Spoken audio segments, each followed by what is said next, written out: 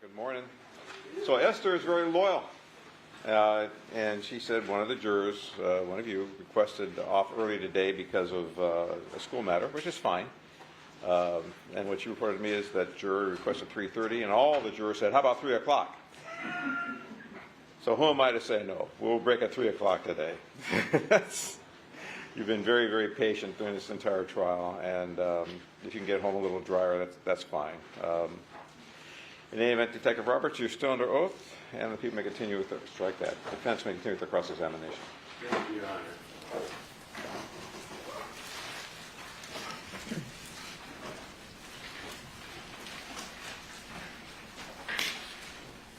Mrs. Roberts, I think we broke off yesterday talking about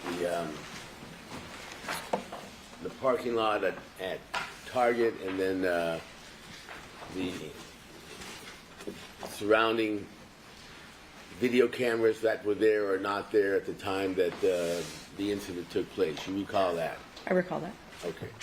So, is it a fair statement that at the time of the murder, LAPD obtained the video of all the Target cameras that were available at that time?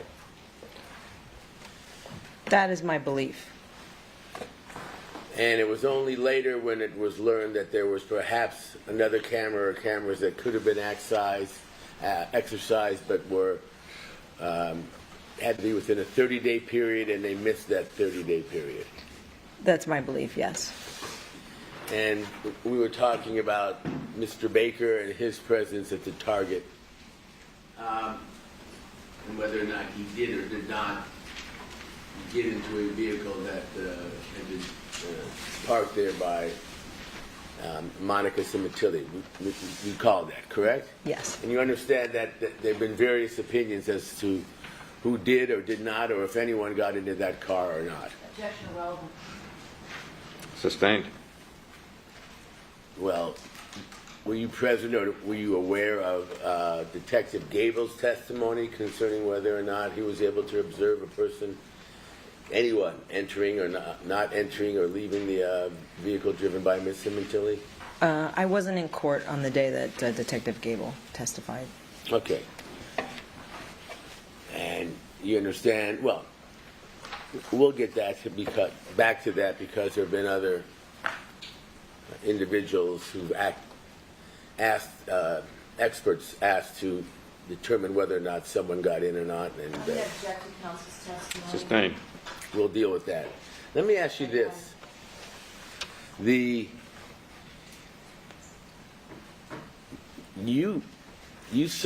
said someone near that vehicle, and it looked to you as if that person got in, correct?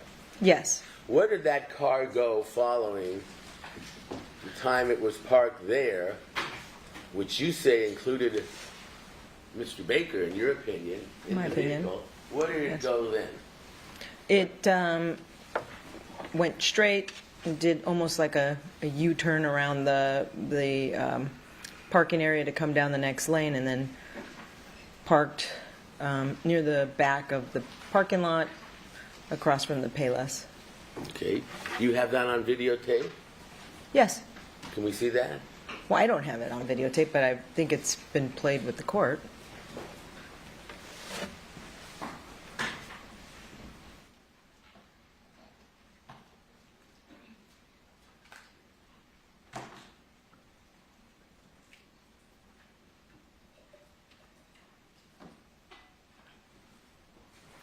All right. Let me go by that for now. Okay. When you viewed the video, Yes. you had complete video, you believe, of Ms. Sementilli when she entered the Target, correct? Yes. Okay. Can you describe where her car was when it entered? Well, enters off of Ventura Boulevard. Okay. She enters the parking lot and makes a left turn and then stops almost directly across from the Payless Shoe Store. Okay. Without beating a dead horse, there's no camera available to have captured that on video. No, the Target video captures that. It's just hard to make out. Because it's so with far away. Specificity, yes. Okay, but you can make out the video. Yes, Okay. So assuming for now we both agree at the least that Ms. Sementilli is driving the vehicle, it parks there.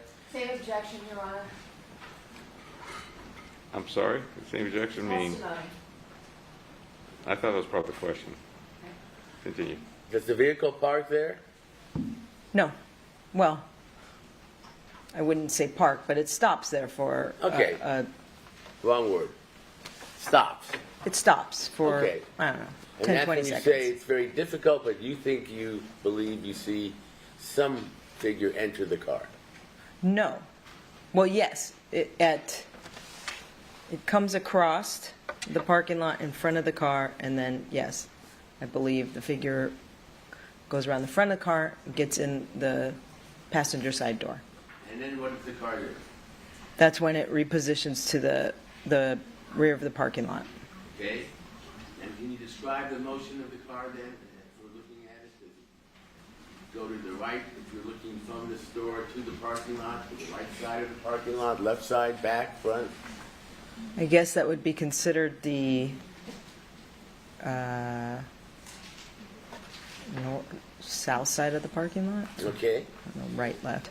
And you know that this is the car being driven, you believe, because of the nature of the car by Ms. Sementilli, correct? Well, because we see her leave her residence. She said she went to Target at that time. It's Okay. consistent with the evidence in the case that that is her arriving at the Target, and also with the cell phone records. Okay. And she's always admitted and stated when interviewed that she went to Target. Correct. Okay. Where does the car go in the Target lot when it leaves that location that you see originally? Yeah, after being parked a little over 4 minutes, she backs up and repositions to same lane, about middle of the parking lot, other side. We put up one of the exhibits, 158, which I believe was prepared by you or on your behalf. Can you see that? It's easier if I can.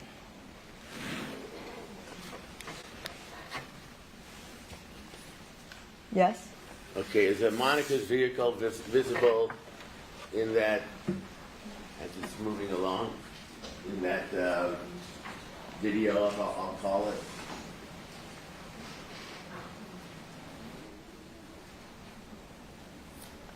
Can you see now a vehicle? Which one is hers, if you know? The one that's moving down towards us In the red? with the red circle around it, yes. Okay.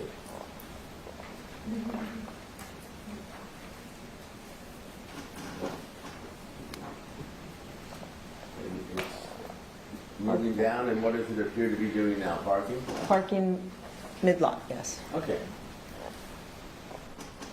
Now, you see her exit the vehicle, is that correct? Correct. And she enters the target. Correct.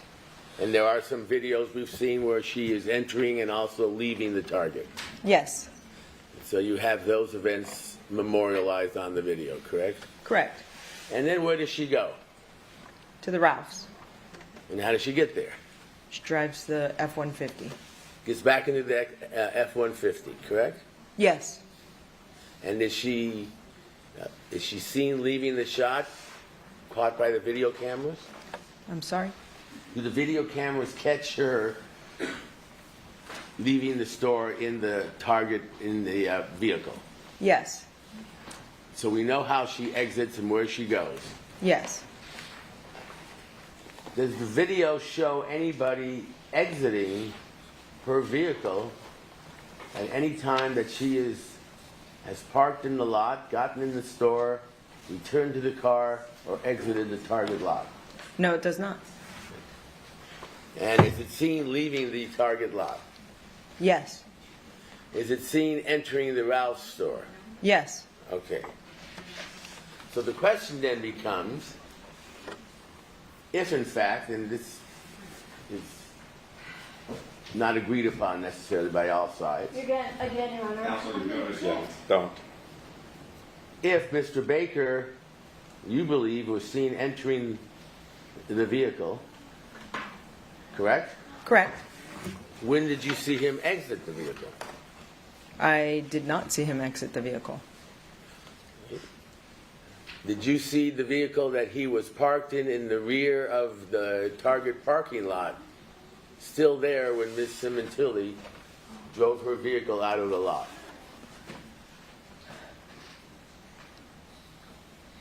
No, his vehicle leaves while Ms. Sementilli is in the Target shopping. Okay? Leaves before she leaves. Yes. At any time does a video show him exiting Miss Sementilli's vehicle and returning to his vehicle where he's parked at the rear of the Target lot? It does not, but the way that her vehicle is parked on both occasions, when she reparks and then reparks again, or when she initially parks after that stop and reparks again, I'm not sure you would be able to see somebody exit the vehicle. You're not sure? Not sure. What about walking from the vehicle way back to his parking place? Why wouldn't you see that? That video is grainy, and as I testified to yesterday, is the farther you get back in there, you can't make out persons, you can make out cars. Okay. Is it fair to say that you have not been able to identify anybody leaving Miss Sementilli's vehicle when she reparks it and walking back towards the vehicle that was parked by Mr. Baker? You just can't see that. You can't see that. Okay. Miss Sementilli leaves, and then eventually, does Mr. Baker's vehicle leave? Prior to Miss Sementilli leaving. Okay. She goes to Ralph's.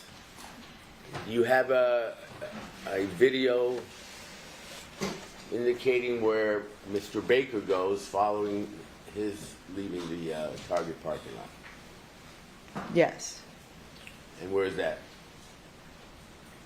He pulls out of the Target parking lot after that. I don't recall if we catch him in that silver. I don't think we catch him again after that. I don't know which way, whether he went right or left out of the Target parking lot. And he is in the Nissan Versa? Yes.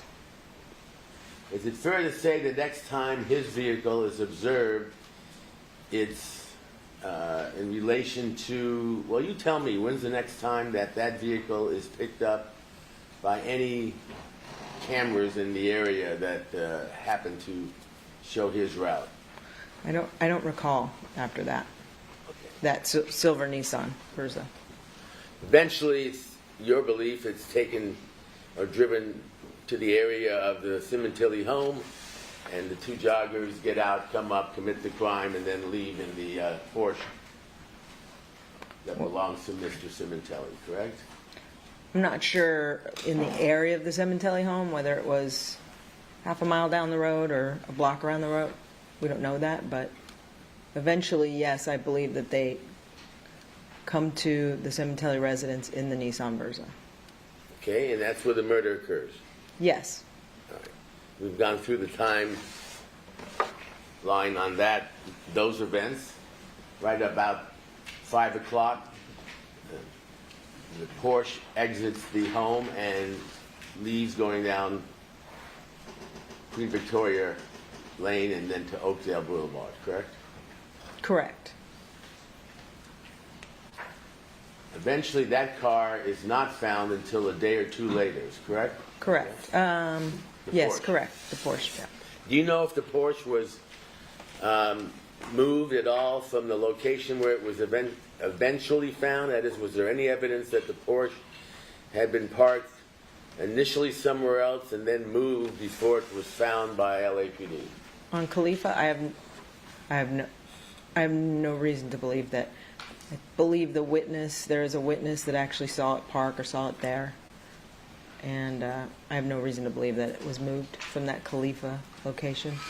Do you have a time from a witness or video as to when the Porsche was actually abandoned at the location where it was found? I believe there's a witness statement. I don't have it with me, but I believe there was a witness statement. Okay, and do you recall the time that that individual believed he saw the Porsche in the area? I do not. It was the next day, correct? I couldn't say for sure. You don't know if the Porsche was recovered the same day as the murder or the next Oh, day? your question is confusing. I thought you were talking about when did the witness say it was parked. No, I'm that I sorry. do not recall. But you know when it was recovered? Yes. And when was that? I believe it was the day after or 2 days after. Okay. In the meantime, there was some activity with the Nissan Versa, correct? Objection made. Rule. Yes. And what was that you were able to document? I wasn't able to document this, but it was information that I learned after I had retired that Christopher Austin was driving the Nissan Versa and was ticketed in it. When did you first have, you being LAPD if you would, information as to the description of the Versa and or its license plate? I believe when they received the information from Paula McCollum and then went, I don't know the exact date, but there is paperwork within the investigative documents as to when the detectives determined that that was the car that was used. Okay, and that was from a third-party acquaintance, girlfriend, however you want to phrase it, of Mr. Baker's name was Paula McCollum, correct? Correct. She rented the vehicle. She rented the vehicle the day of the murder and provided it, as far as you know, to Mr. Baker for his use in carrying out this crime, correct? Well, I'm going to object. That assumes facts, not an evidence. Sustained.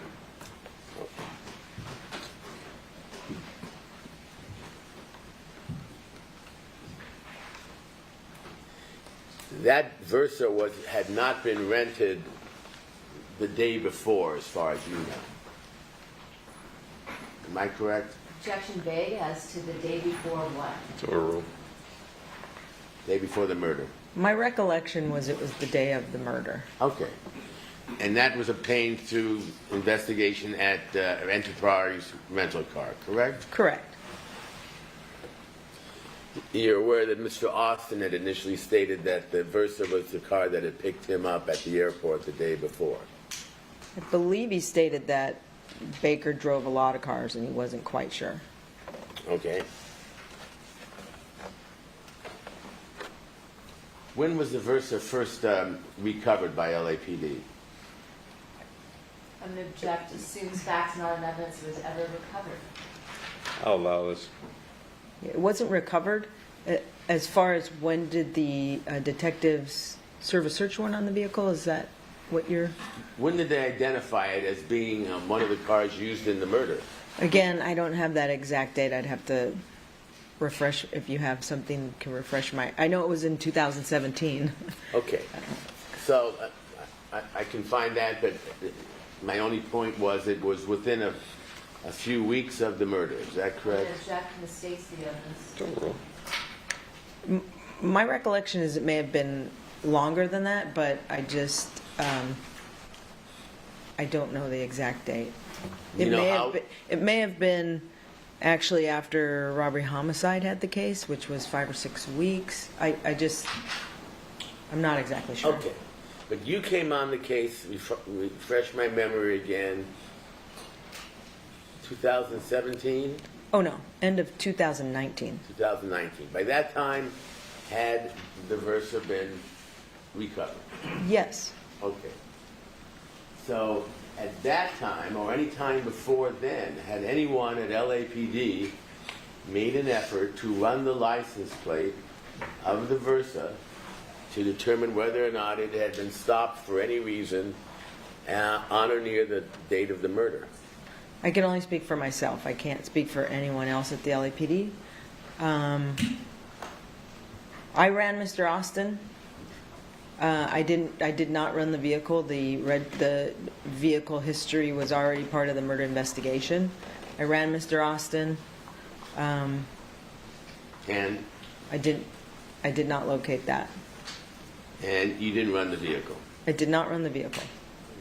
Is there a reason why you did not? I didn't see a reason at that time to do it. I didn't have any information that Austin had been cited in it. The information was already in the book, and I just didn't rerun it. Well, you had information that the vehicle had been used during the course of the murder, correct? Correct, and that information was already in the murder book, is what I'm saying. I didn't have any information that would cause me to rerun the license plate. I didn't rerun the Porsche. I didn't rerun the F-150. I didn't run any license plates involved with any of the cars in this case. And then we flash forward to the time, how long after that did you submit your request to the district attorney's office to issue a warrant for Mr. Austin's arrest? Let me be clear that I didn't submit anything. I had a phone conversation with the DA and then additional meetings with the head deputy of major crimes. I just wanted to make sure that was evident. So there's no paperwork or anything like that. It was just you don't have enough, which a lot of times happens in our cases. We'll have verbal conversations. All right. That was in 2000, June and July of 2023. Okay, and that did not result in any contact occurring with Mr. Austin, is that right? Correct. So he remained free up in Alaska. I'm going to object, Your Honor. This is all cumulative. It is. Is there a reason at that point that you simply didn't go up there with other deputies to contact Mr. Austin and at least question him and see if he would speak to you about what occurred? Same objection. No, that was a different question. I'll allow this. At that time, I didn't have a warrant for his arrest, and I didn't have authorization to do a Perkins. In my experience, most murderers don't just talk to police officers when you come to their house. I have no reason to really detain him and take him away from his house. He's in his element. I thought the odds of me getting a confession were outweighed by the odds that he was going to choose not to talk to me, and then he would know that he was a suspect in a murder. He could tell the other suspects that were outstanding that we were looking at them, and then my case against Mr. Austin would have basically been blown. You said other suspects that were outstanding. Yes. At that time, you were aware of Mr. Baker as being one of the persons who had committed the murder, correct? Yes. Okay. You had suspicions that Mr. Austin was his partner, correct? Yes. You had suspicions that Miss Sementilli was involved and she was in custody. Not suspicions on Miss Sementilli. She was arrested. Yes. Okay. She was involved. She was involved on your check and include and include checklist. Evidence. Mr. Baker was obviously in custody, correct? Yes. And you knew there was a third person who you believed was a good chance was Mr. Austin. Yes. So who else were you investigating to have been part of this murder? Mr. Alfred Birdsong, LaShane Holmes. And why were they being investigated?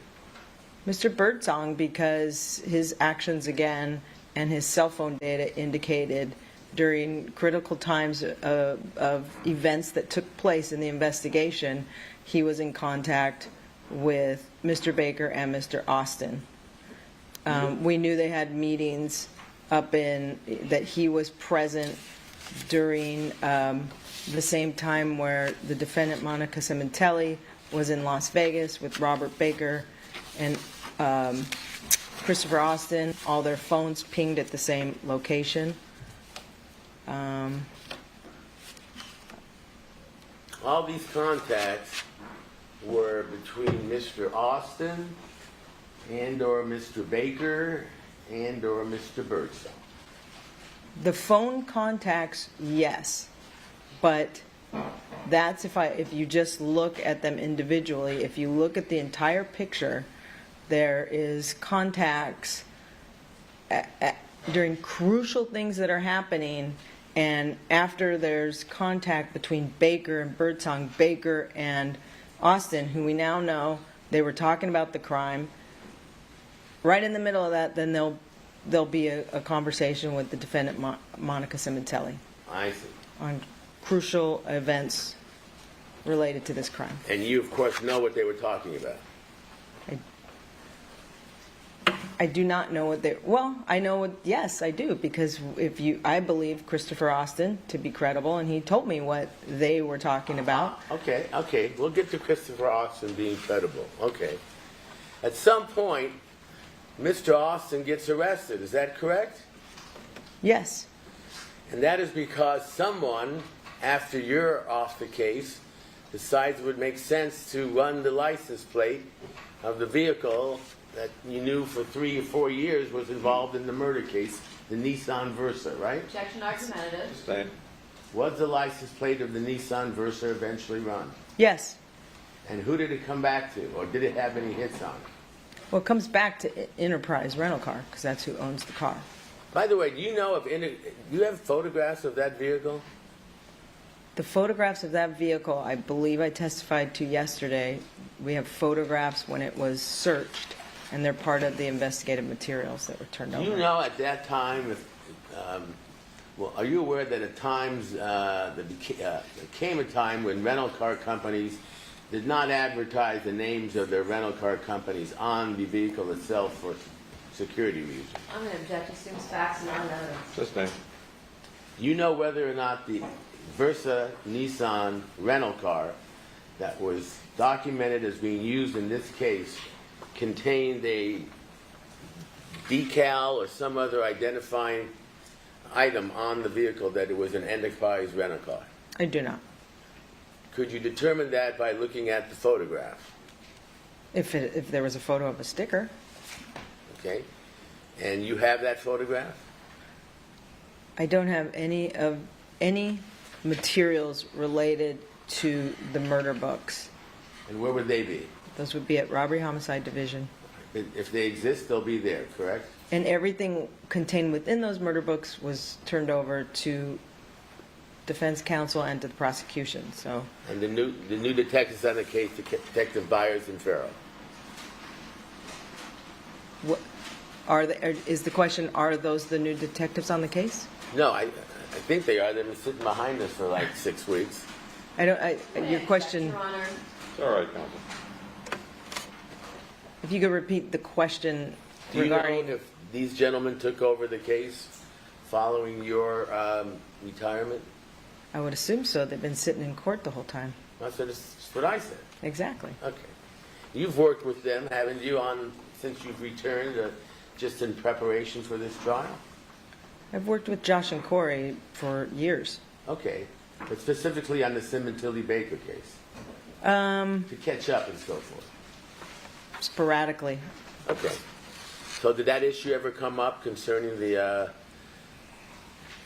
ticket that was given to the rental car, the Versa Nissan rental car? Come up in conversations with Josh and Corey? Who eventually ran the car for that ticket? I'm going to object. Assumes facts beyond our knowledge. Calls for speculation. Sustained on that last round. Do you know how the information was obtained on the rental car? Objection same. Overruled. I do not. Okay.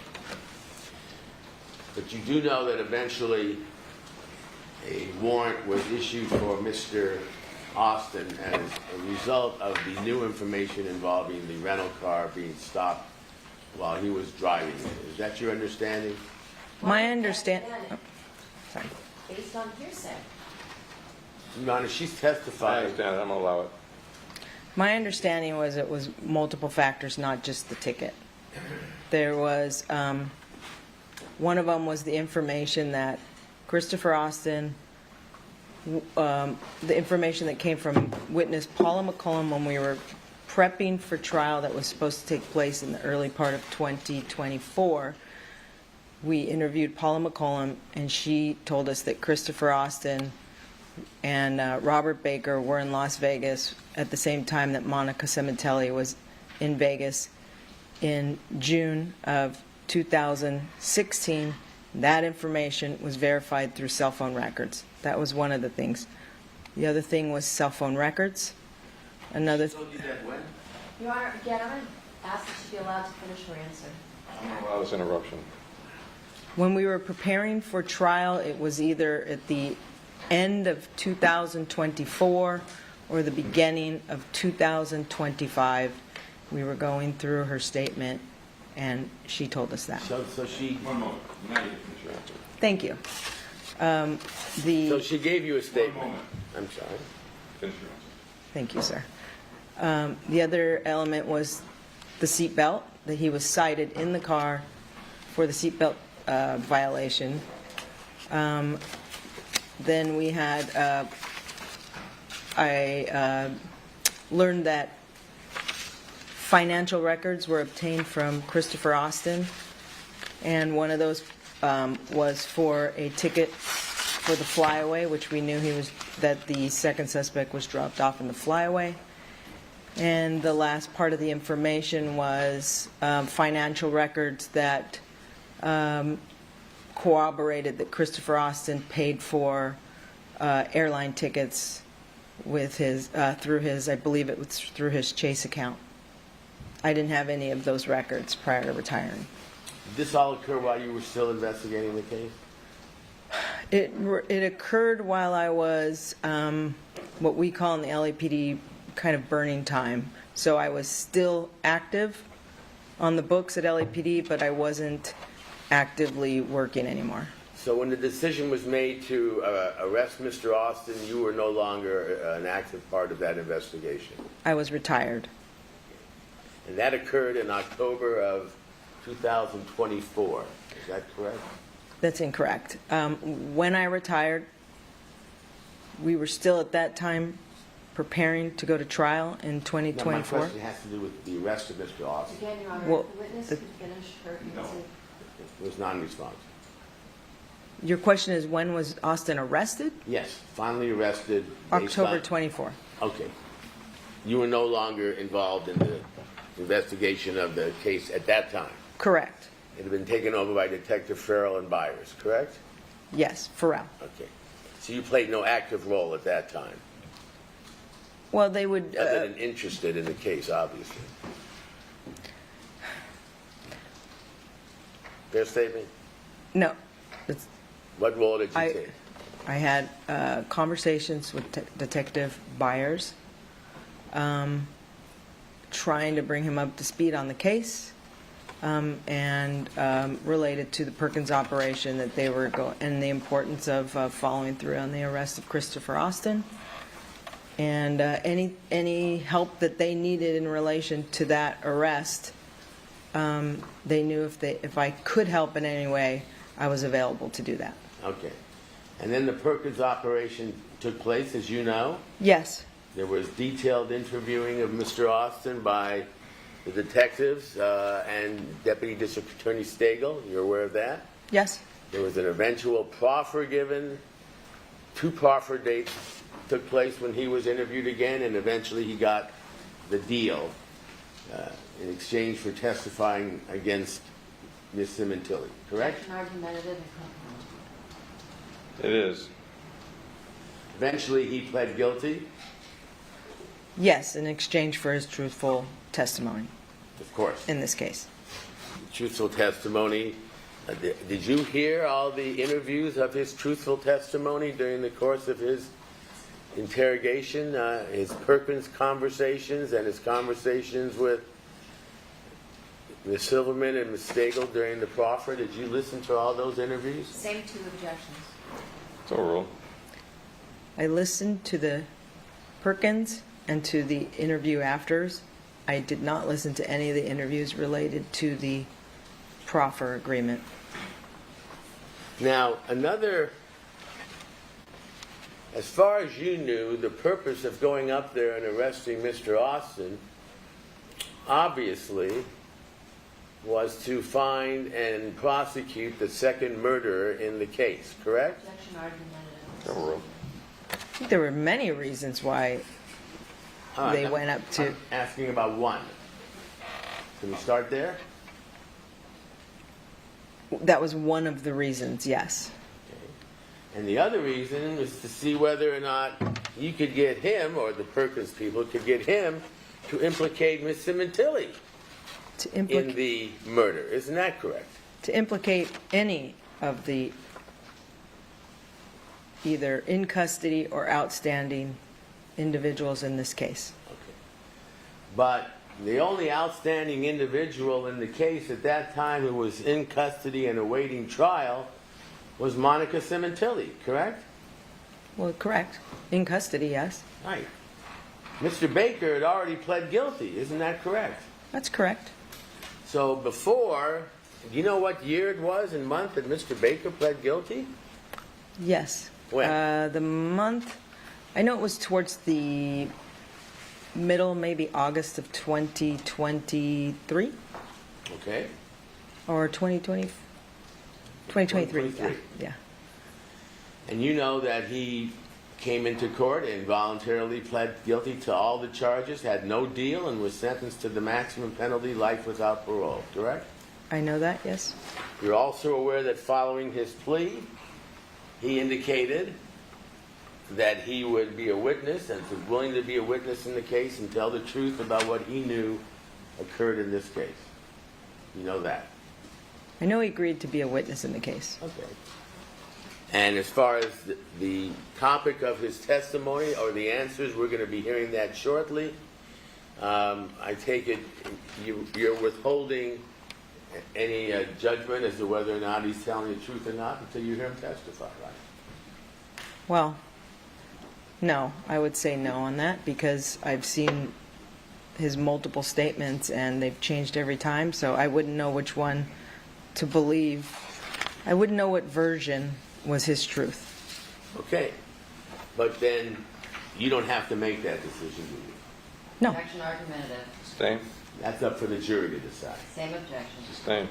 Did the arrest of Mr. Baker, not the arrest, but the voluntary entry of a plea, was that something that was unexpected as far as you were concerned in the course of this investigation? Objection calls for speculation and irrelevant. Sustain on the second ground. Isn't it true that following the entry of the plea by Mr. Baker, he indicated that he would be testifying that Ms. Sementilli had nothing to do with the murder? You knew that. Objection, hearsay. It's irrelevant. Sustain on that ground. Isn't it true that following learning that Mr. Baker was going to plea without a deal and get on the stand under oath and testify, that LAPD then had even more of an urgency to try and arrest and talk to Christopher Austin to see if he would be able to counter or rebut the testimony of Mr. Baker? Objection calls for speculation and irrelevant. It's argumentative. Sustain on that ground. Again, the murder took place in January of 2017, correct? Objection, It cumulative. is. The arrest of Mr. Baker took place in 2024. Mr. Austin, 2024. Objection, cumulative. Sustain. 7 years later, correct? Same objection. Sustained. You knew the defense at all times was urging LAPD in your office to whatever it could to find the identity of the second murderer. Do you remember that? Objection assumes facts, not evidence. This was testified to yesterday. Do you remember getting an email from the defense team asking you and the prosecution for additional evidence relating to the investigation into the possible involvement of Mr. Austin in this case? I'm sorry. That's irrelevant. Court sustains its own objection.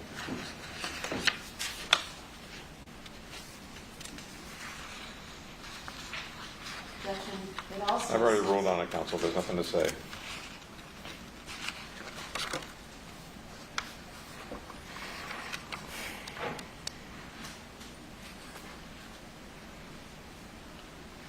There was email communications between the defense and the prosecution throughout this case. You're aware of that, is that correct? Objection, speculation. It's irrelevant. Sustains its own objection.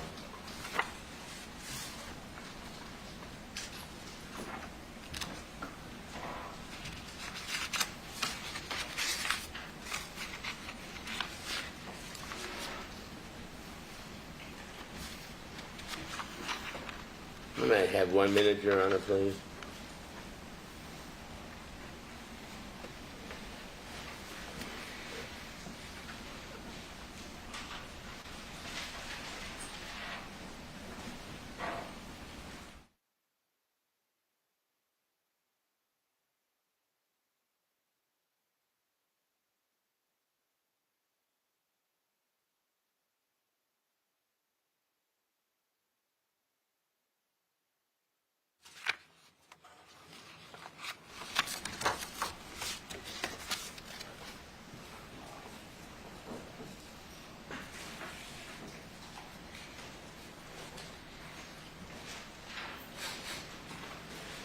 Do you recall, after receiving an email from the defense requesting additional information concerning Mr. Austin, that you replied, "It's perfect. Thank you. Hopefully it slows them down," to Ms. Silverman? Do you recall that? I don't recall that. If I can look at the email. May I show this on the... You may not. You may approach the witness and show it.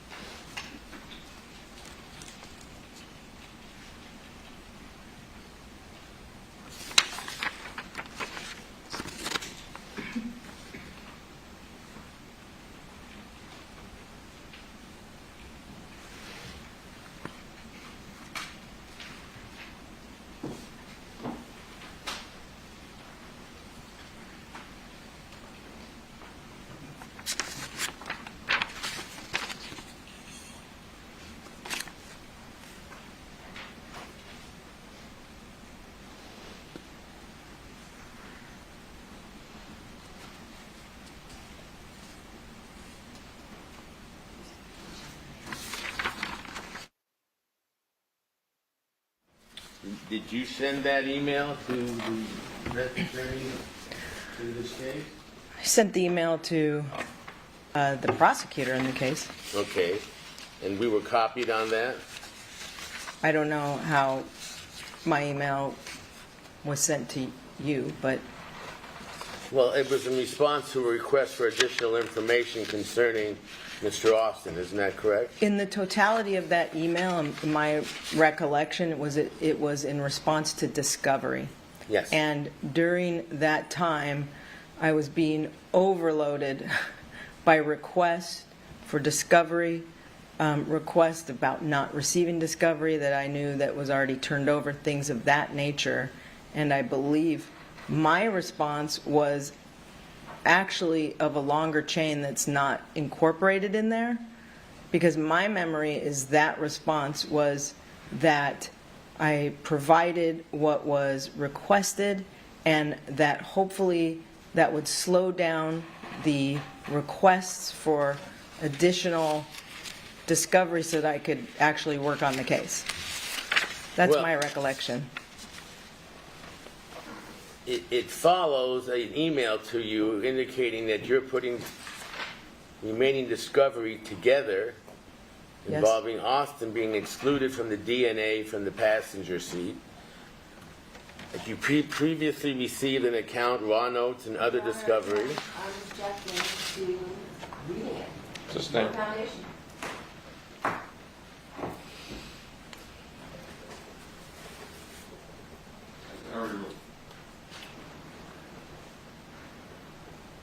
We were requesting additional discovery regarding Mr. Austin on this case. Do you remember that?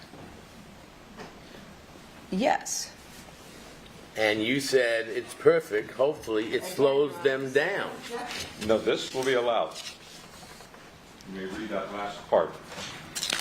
I did say that, but as I mentioned previously, my response was in relation to a bigger conversation I was having with the DA in this case related to being overwhelmed with providing discovery before I even sometimes had a chance to figure out how it even related to the case.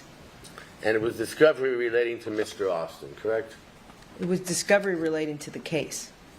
Specifically, Mr. Austin and whether or not he could be identified as the second murderer. That was within that, but it was discovery related to the case. And that's when you wrote the email, it's perfect, thank you, hopefully it slows them down, to Ms. Silverman, meaning slows down the defense in our discovery requests. Is that what you're saying? Correct. Were they slowed down? In any event, this date is May 9, 2023. Again, Mr. Austin was arrested October 2024. Is that correct? My, Again. Sustained. I could have 1 minute, Your Honor.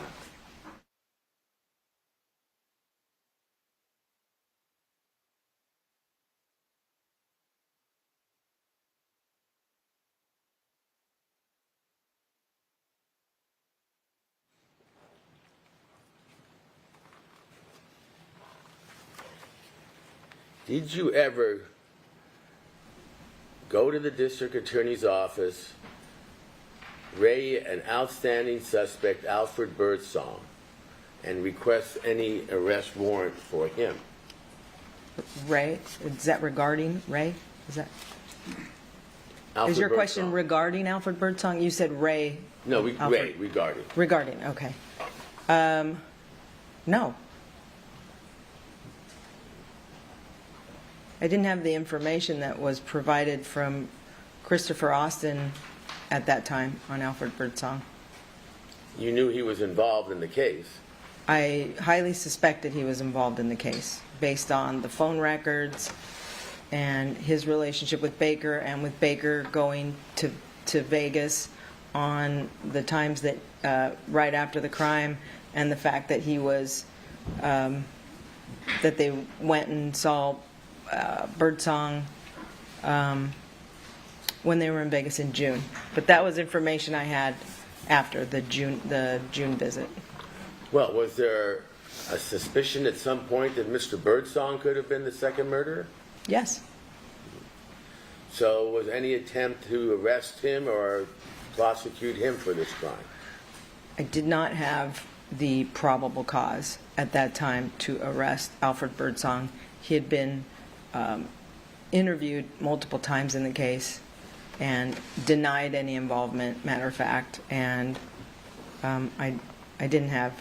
My evidence on Mr. Birdsong was lighter than what I had on Christopher Austin when I was told that I didn't have enough, so... Right. When you had information he was down in L.A., that he had many contacts with Baker and Austin, at the times that Ms. Sementilli was involved with Mr. Baker, is that right? I didn't have any information that he was down in L.A. Are you talking about Mr. Birdsong? Yes. During the time of the murder? Yes. No, I had no information that Do you he know was... if the investigation has continued into Mr. Birdsong following the arrest of Mr. Austin and the continuing prosecution of Ms. Sementilli? Yes. It calls for hearsay It's irrelevant. and speculation. Sustained on that ground. You're not involved in any current investigation, in this case active, for any reason? No, I'm not involved in any active investigation in this case. One moment.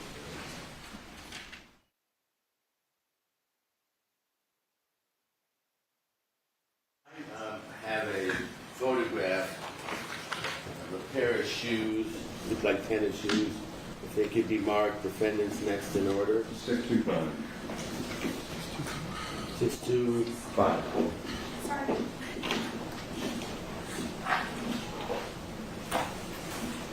I said I had 623, but I forgot 623 and 623 24 was a from photo of a yesterday. plug-in on, 624 is the same. Yeah. What's 624? 64 is also photographs of parking lot. You were on top instead of on the bottom. Detective Roberts, I'm showing you what's been marked exhibit, defense exhibit 625. You recognize what's depicted in that photograph?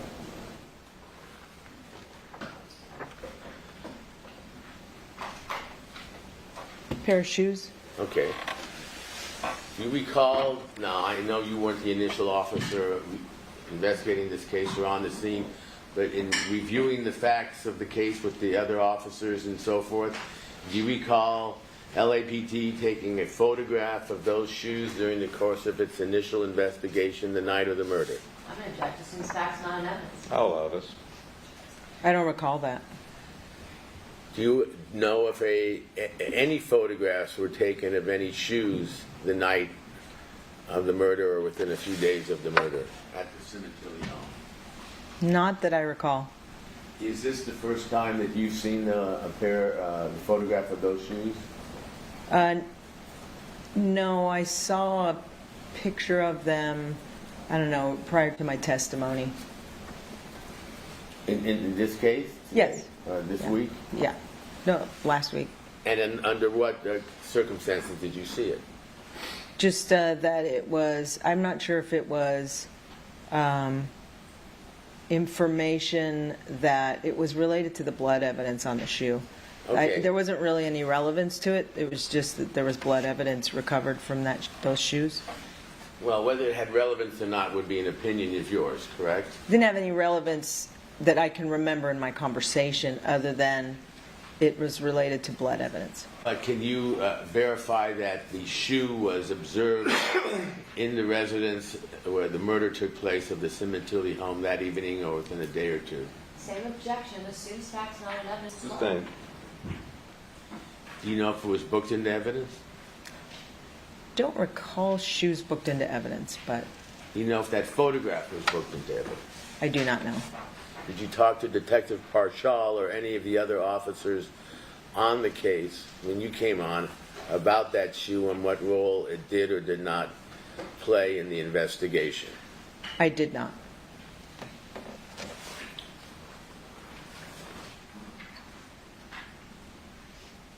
You don't remember seeing, well, you were not at the scene for several months before you took part in the investigation, correct? Years. I didn't get it for over 2 years. All right, we'll leave it at that. Thank you very much, Your Honor. No further questions at this time. Any redirect? Yes. When you came onto the case, Detective Parshall was already deceased, correct? Yes.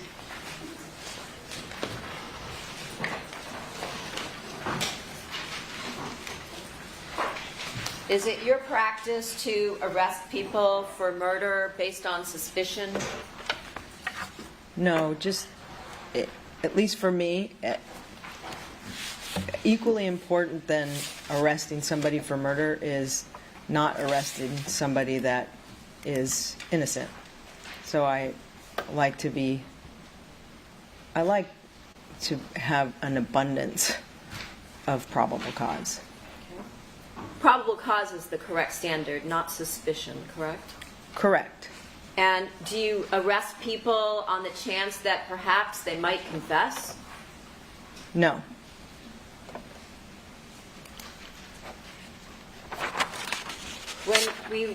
When you were asked questions about the information regarding the defendant being in Las Vegas at the same time as Robert Baker and Chris Austin, when they were staying at Mr. Birdsong's home, could that have been July rather than June of 2016? That's correct. I know it was the summer of 2016. And with respect to the financial records regarding Austin, you said those that he had purchased, or you had been told he had purchased airline tickets through his Chase account. Could that have been through Baker's Chase account? That money was funneled to Mr. Austin's credit union account? Yes. Yes. But I believe he used his own credit card to book the tickets once that money was funneled. That's kind of what I was alluding to, is that there was records that he bought the tickets. And again, this would be the problem of answering questions based on multiple layers of information, what is commonly referred to as hearsay, correct? Correct. Again, you were asked if Baker pled guilty, and you said in August of 2023. Could that have been July 7th of 2023? Yes. When you were asked if you expected Mr. Baker to tell the truth, you said you've seen multiple versions of statements he's given. Would that lead you to believe that Mr. Baker has a problem telling the truth? Objection, call for speculation. Sustain. And it's also, Would it be fair to say that Mr. Baker has given numerous accounts of all of the details of his participation in this case? Objection, call for speculation. That'll overrule. Yes, coupled with the information gleaned from the overhears that he was willing to lie in order for Monica to get out.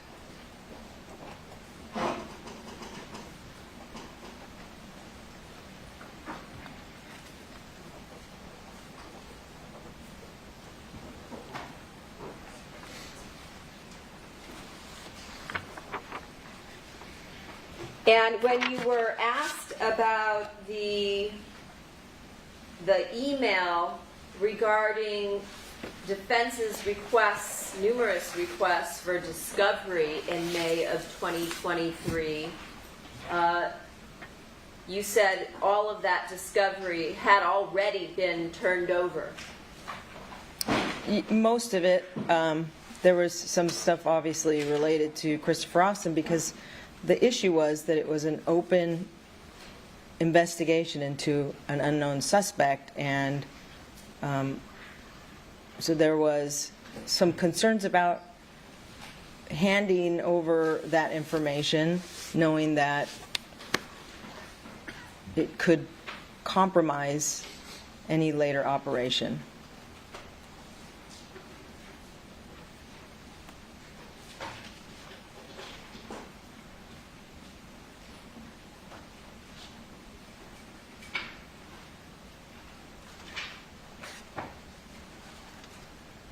And that same concern about providing information to individuals that could compromise an ongoing murder investigation, is that a concern for any homicide detective? Let's say when Detective Verna was asked those questions, or Detective Gable was asked those questions. Yes, it's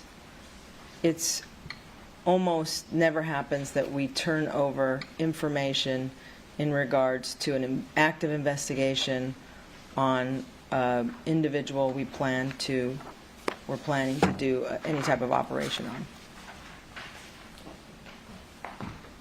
And had you received at that point numerous requests through me based on what the defense was requesting for discovery that you wound up providing over and over and over again? Yes. And again, through those numerous requests for discovery that was duplicative, did you then wade through the 70,000 pages of paper along with 8 terabytes of digital data to then, again, provide all the same information over and over again? Objection, that's argumentative. Sustained. Did you wade through the 260 or 70,000 pages of discovery to Yes. find what the defense was requesting for them? I did. Did you then wade through 8 terabytes of digital data to find the information that they were again requesting? I did. Did you then make arrangements to come to my offices across the street at the Hall of Justice and spend an entire day with the defense team, allowing them to go through your hard drive of all of your case files in order to limit the amount of time that you had to spend duplicating discovery over and over? I did.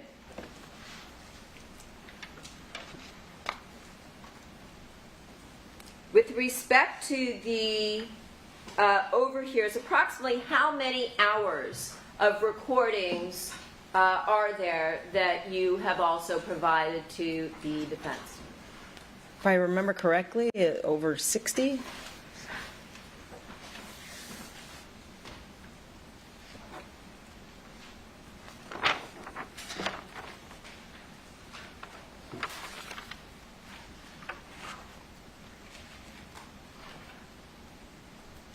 You were asked numerous questions yesterday as well as today about what you were looking for with respect to your investigation.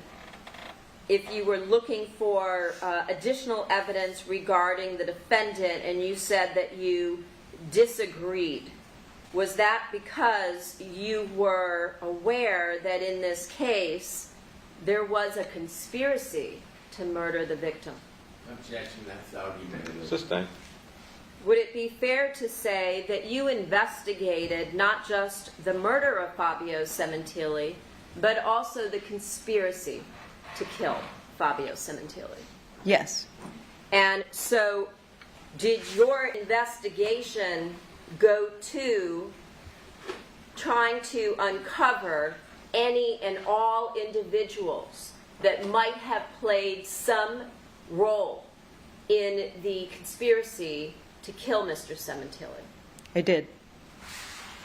And did that include any and all statements that might have been made by various co-conspirators relating to either the murder, the reason behind the murder, financial gain, or the cover-up of the murder and conspiracy? Yes.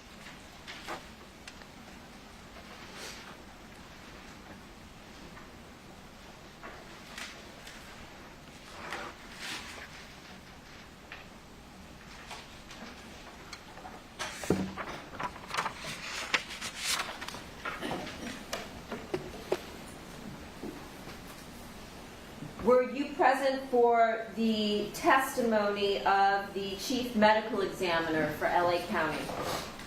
I was not. Were you aware of the testimony that was presented in this court by the chief medical examiner? Yes. Were you aware that in his testimony he stated that there was no pattern evidence, no tool marks on any area of the body caused by a specific knife that would allow him to make comparisons to any weapon that might be submitted to the Department of Medical Examiner? Objection, that hearsay and argumentative. Sustained. Do you know what a tool mark is? Yes. What is a tool mark? It's a mark usually left on bone or hard surfaces where you're able to identify what caused that injury. It's I say mark, a tool mark, but it's an injury, basically. And based on the analysis of that injury, you can identify, or possibly identify, the instrument used to cause that injury. Were you aware that the chief medical examiner indicate there were no tool marks? Objection, Your Honor. Speculation. Foundation. Sustained on all those grounds. If there's no tool mark, in your vast experience, is it possible, there's no tool mark or pattern evidence, is it possible to make comparisons to any weapon? No foundation. Speculation. Sustained. Do you have any experience with pattern evidence and tool marks during the course of your career? I do. And limited to experience relating to human flesh. Okay. I do. Have you submitted, in the course of your experience in investigating homicides, and in multiple cases, cold case homicides, that you've worked on when you ran the cold case unit, in whether you were going to submit items of evidence to either the coroner's department or the crime lab for tool mark or pattern evidence comparison? Yes, in addition, I attended a 2-day class presented by the chief medical examiner of, I believe at the time she was in Ohio, and she put on a class on tool marks and pattern identifiers, as well as blood spatter and things like that. Was that the one in Orange County? This one was in Las Vegas. Okay.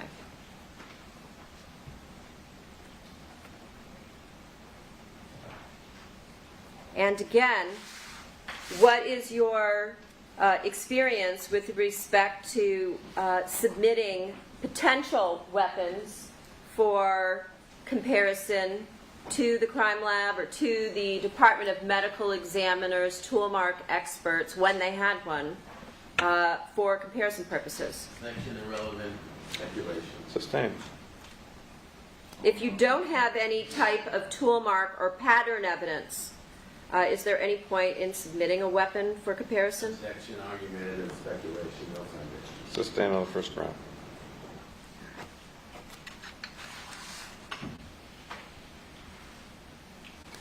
You don't, when you testified, when the defense asked you whether any weapon had been ruled out, you said you had no knowledge that any particular item of evidence in this case had ever been ruled out. Is that correct? Correct. To your knowledge, was there any comparison done between any weapon or item of evidence that had been booked into evidence on this case, submitted for tool mark or pattern analysis comparison? There were not, to my knowledge.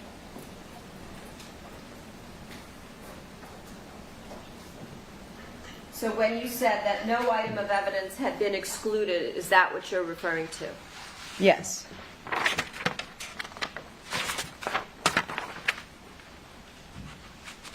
You were also asked a question, a series of questions actually yesterday, regarding what evidence other than an affair to you proved the defendant was involved in a conspiracy to kill her husband. Do you remember that Yes. period of multiple questions yesterday? Yes. Did you take into account the admissions that were made by the defendant after her arrest in the back of the black and white vehicle that There were... was no question for that. Allows this open-ended statement. I want to preclude such questioning. May we approach? Yes. The defense asked you about the fact that you looked at evidence that only pointed to the defendant having an affair rather than being involved in the murder and conspiracy to kill her husband, you said you disagreed. You said that there was other evidence that included her. Can you tell us what other evidence you're referring to?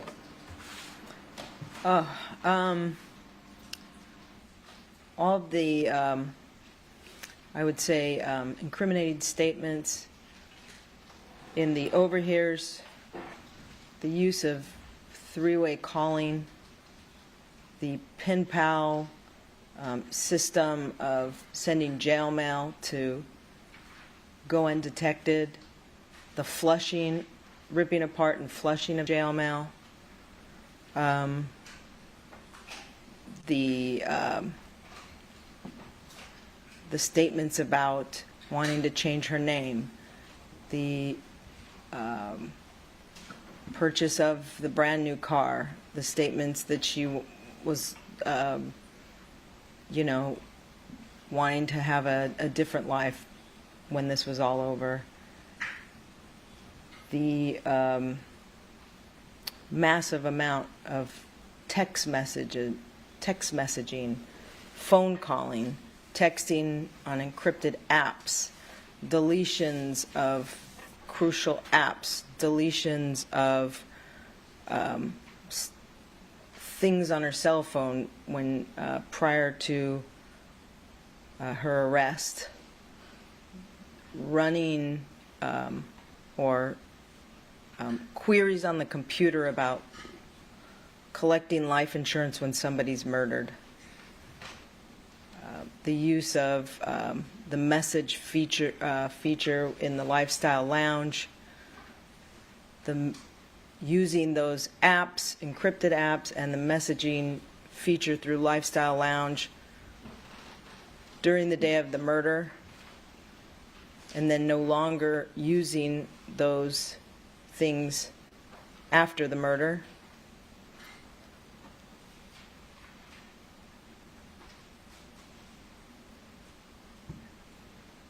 The continuous support of Robert Baker after she knowingly has been told that his DNA was found at the crime scene, and then the engagement with Robert Baker in coming up with a story to explain away that evidence. I know I'm missing some, but that's off the top of my head.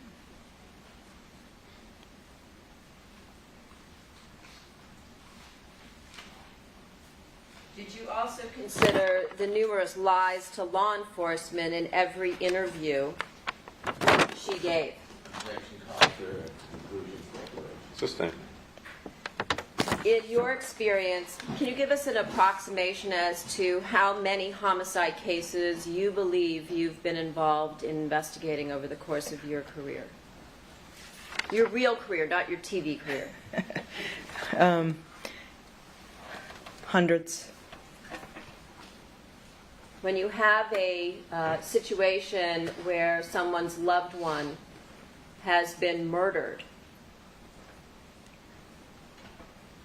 are they generally wanting to give you as much truthful information as they can to assist you in solving their loved one's homicide? It's argumentative, Your Honor. It's irrelevant. Sustain on that ground.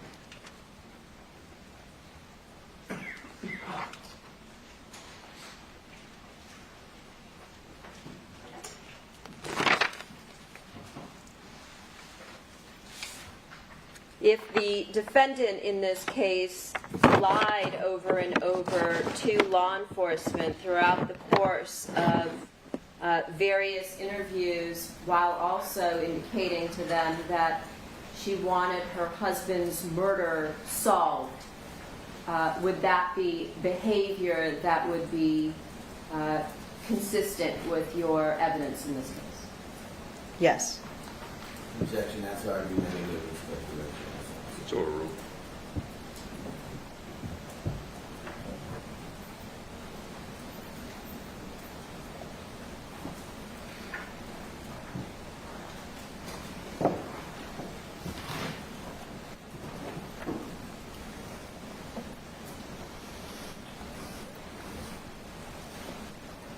You were asked yesterday about Robert Baker's history of manipulating women and his numerous convictions for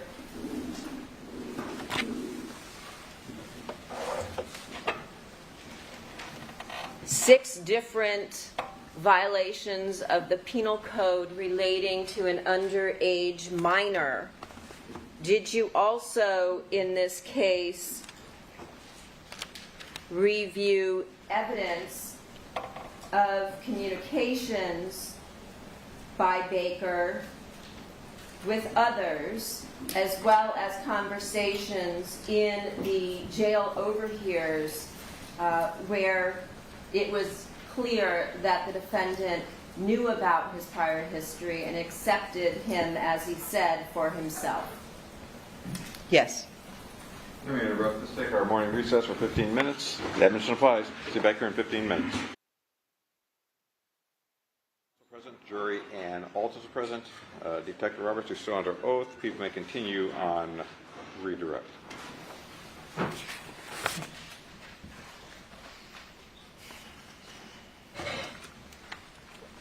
Detective,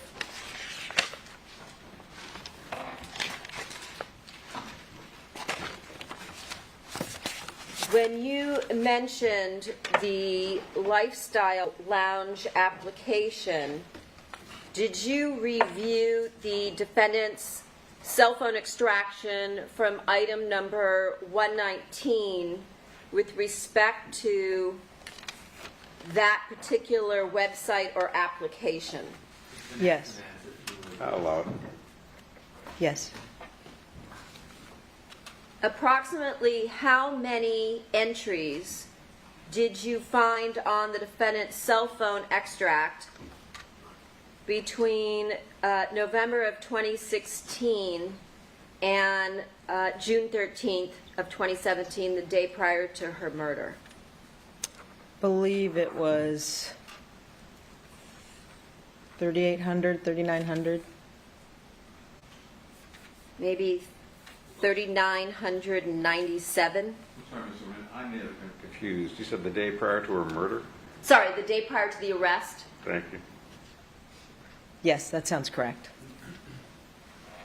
3,997, okay. Your Honor, we have an 800-page PDF from the defendant's cell phone, a Celebrite report from item 119 regarding these 3,997 entries that have been placed now on the flash drive that I believe has been marked as People's Exhibit 158. Very No, good. This was not covered on, I'm sorry. Yes.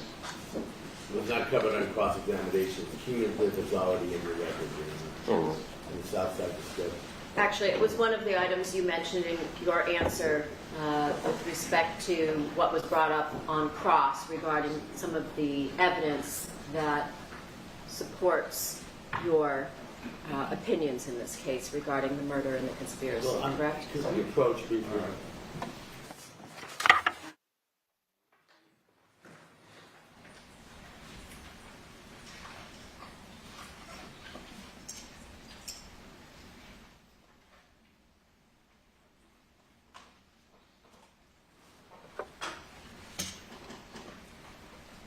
With respect to the Lifestyle Lounge application, did you note whether there were any logins or entries on the defendant's cell phone on the day of the murder through the Lifestyle Lounge application?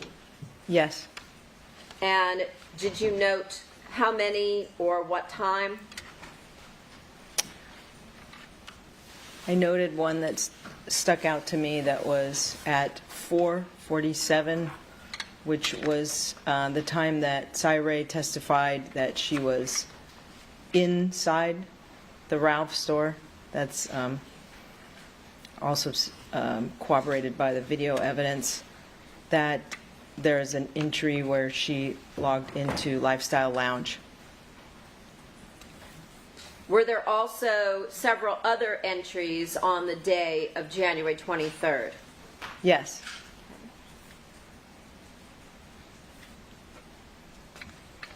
Did you also note any entries on the date of January 28th of 2017, 5 days after the murder of Fabio Sementilli? I believe there was, it was a different format, which leads me to believe that it was maybe logged.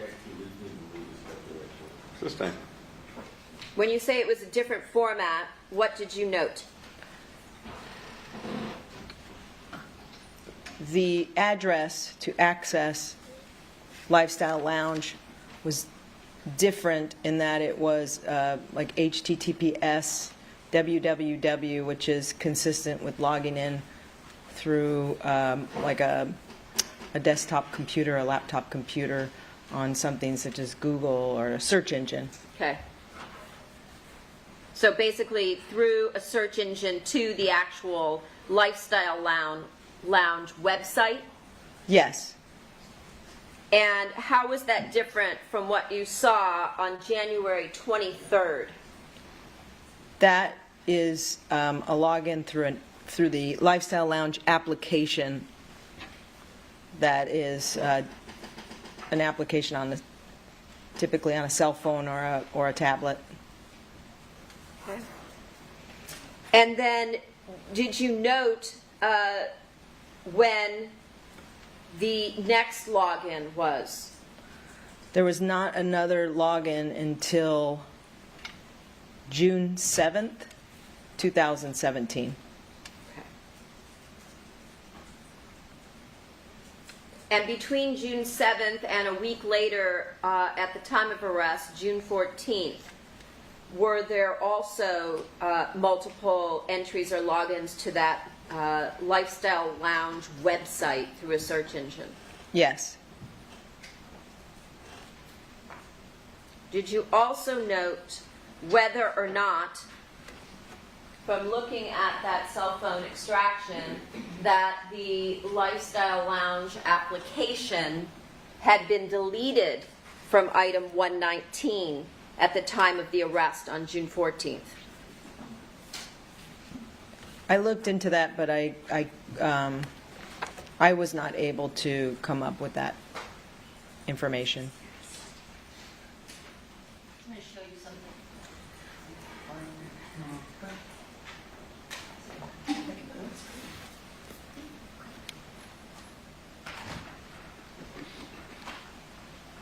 Which did you No, she just knows. Excuse me. No, it's fine.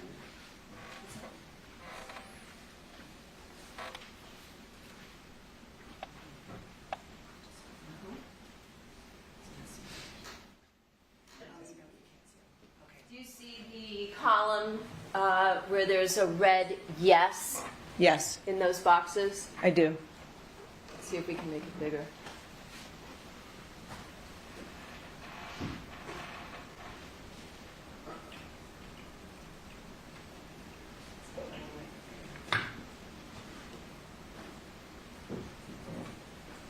Let me ask you, in terms of that column where there's the red yes, is that the column on the extraction through Celebrite that indicates the application and all of the entries were deleted? Yes.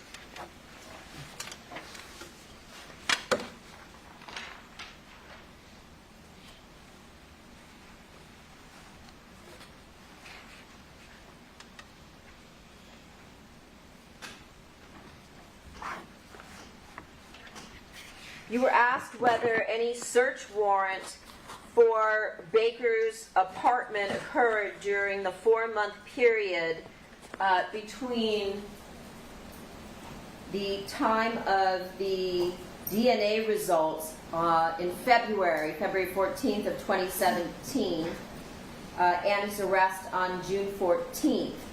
During that same period, there also was no search warrant at the defendant's home or for any of her electronic devices. Is that true? Correct.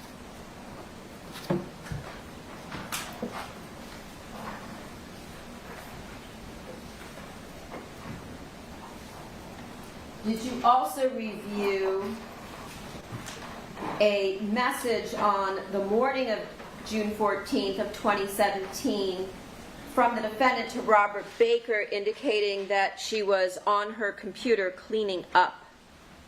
Yes.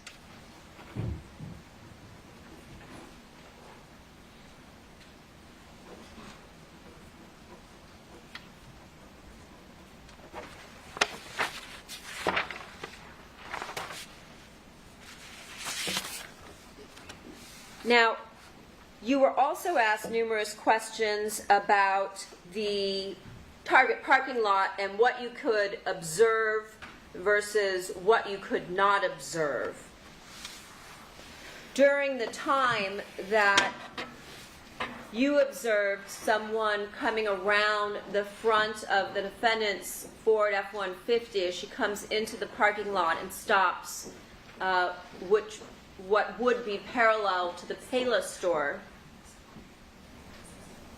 and then parks to the back of the lot. Can the rental vehicle that Mr. Baker was driving that day, who I believe was circled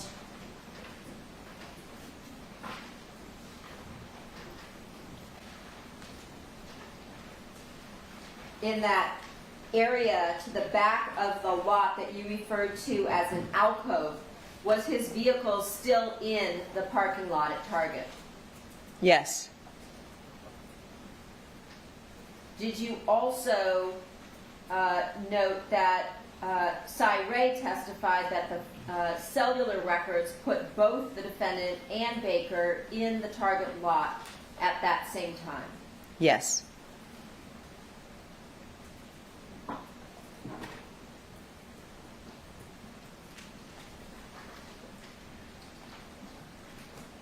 You were also asked numerous questions about the drive and the length of time that it takes to travel from the Ralph's Market, which I believe is at the corner of Winnetka and Ventura, That's correct.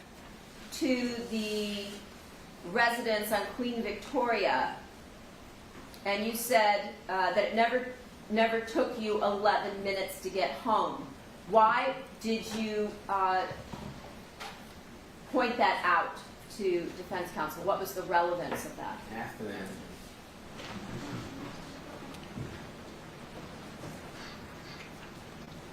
Well, it would be irrelevant. The jury determines what the relevance is, not the witness.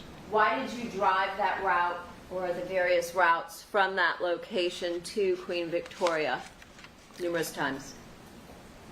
Once I determined that it took Monica over 10 minutes, close to 11 minutes to get home, it was my opinion that she deliberately waited. Objection, Your Honor. This is argument.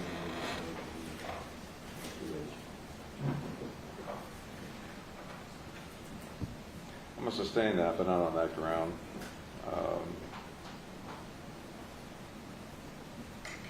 Why did you choose to drive that route numerous times? To see if it would ever take me 11 minutes to get from the Ralphs to the Queen Victoria residence. And that, in terms of the routes that you drove, that would include any route that she described to law enforcement as well as any other potential route? Yes. All right. I even drove it at one time when school had just let out, which is, if you've ever been to that location, there's a lot of pedestrian traffic, a lot of vehicular traffic, and it takes a while to get through there, and it just never took me more than 5 minutes.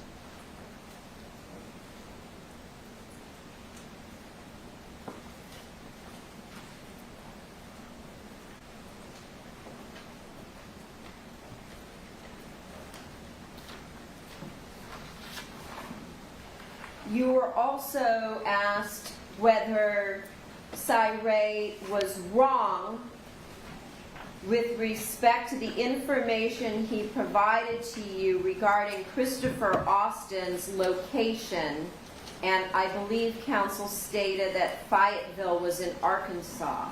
Where is Fayetteville? It's in North Carolina. And is that the location where, based on your research, as well as Mr. Ray's, that Chris Austin grew up? It was, and that information was on his Facebook page, which is where that first clue came from. And so I believe that that information was correct as far as what was obtained from what Austin had put in his Facebook page. When law enforcement does a search of various databases that are utilized for law enforcement use, what type of information is contained within those databases? It's based, most of the time when you're looking for where somebody lives, it's based on public records, which is utility records, phone records, as far as hardline phones, cell phones. Typically we utilize LexisNexis, which relies on those, the reporting from those companies. So, in this case, if Mr. Austin indicated that he lived for various times with Robert Baker, his wife, Al Birdsong, and thus was not the name on any of those utilities, the information in the database would also be limited. Is that right? That's correct, and it's my recollection that once I looked more into the Facebook records and found out that Austin's girlfriend was Chloe O'Connor, that it was through her LexisNexis run that I actually was able to track back where Austin was living, based on what was her records. And then once I found that, then I found Chris Austin's records. I see.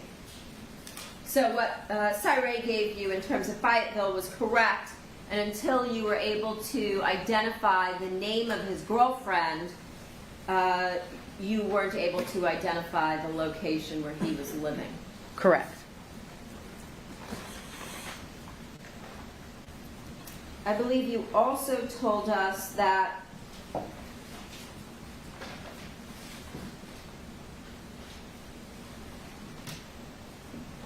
with respect to the target lot, you were asked questions about not being able to see Baker exit the defendant's vehicle in the target parking lot prior to the time his rental vehicle drives out of that location. Why is that? The way that the F-150 was parked the first time when she parks and kind of does that U-turn I was talking about, the passenger door is not visible, and the passenger side of the car is not visible. And as I said, it's towards the very far end of the lot. So as you get farther out, the video gets grainier, especially when picking up people. And then when she reparks in the middle of the lot, again, she's in between, the F-150 is in between cars, so you really can't pick up the movement. In terms of the location where she's parked at the back of the lot, which side would the front passenger be facing? Towards Target or towards the other shopping center beyond the back of the lot where Mr. Baker was parked? The other shopping center. Okay. So the side of the vehicle that was facing the target lot and the surveillance cameras would be the driver's side? Yes. Okay. And again, we're talking about the Ford F-150, correct? Correct.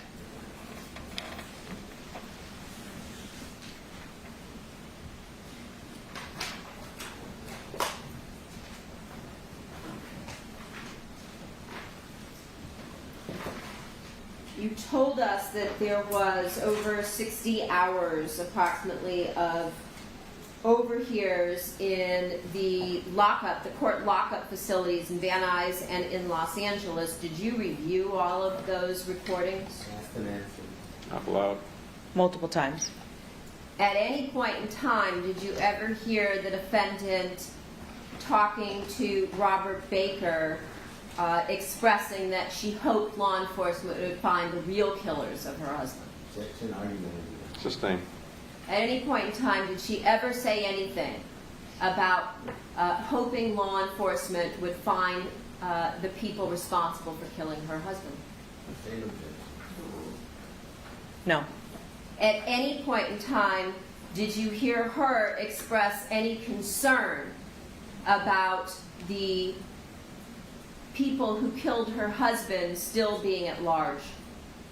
No.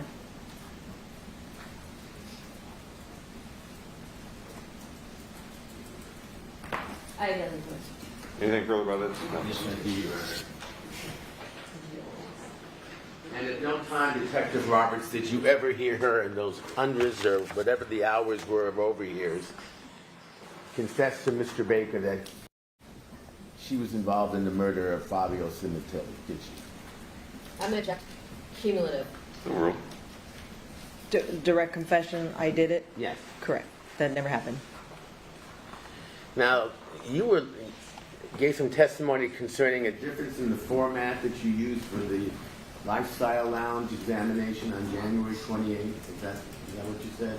A different way to, a different application to access the, it appeared to be a different application. One was through the app and one was through, directly through the website. And that was, you got involved in that during the course of your preparation for the trial here, correct?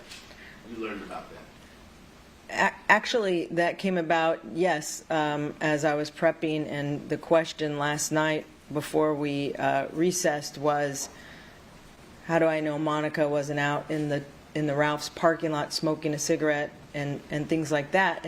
And I testified that I know she wasn't on her phone. And then I thought, I better make sure that that's correct, that she wasn't on her phone. So I had,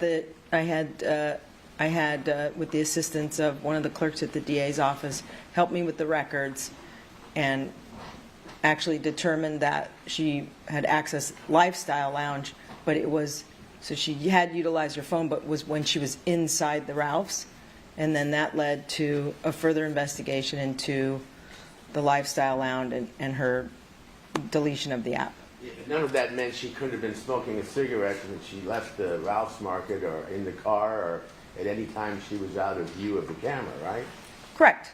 That's just how it led me to that investigation. And when you were actually investigating the case, you never noted the Lifestyle Lounge incident as you do now, back when you were the actual investigator regarding January 28th.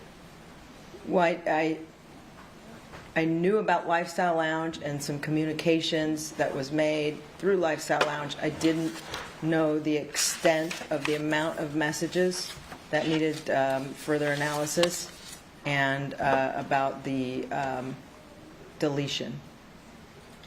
But once again,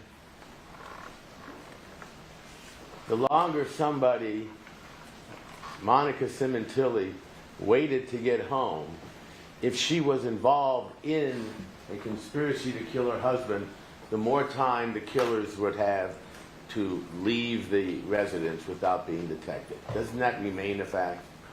I'm sorry, can you repeat? The longer that Ms. Sementilli, Monica Sementilli, waited, if what you're saying is correct, longer than the normal time to get home, the longer she waited, the more time it would give the killers to leave the location, correct?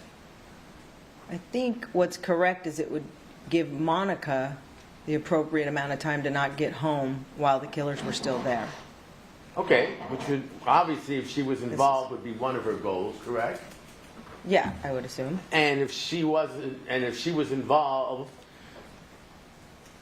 she certainly wouldn't want her daughter walking in on the murder and report it immediately to 911 as she did. Isn't that a fair statement? Based on the evidence of this case, I would say, I would hope that that would be true, but that just doesn't seem to be true to me in this Okay. case. You've got somewhat of a bias here. Would you agree, in fact, that you're the investigating officer in the case in which Monica Sementilli is being tried? Yes, because I wouldn't be testifying had I not believed that Okay. she was guilty of the crime in which Of she was course. charged for. I sure hope not. Right.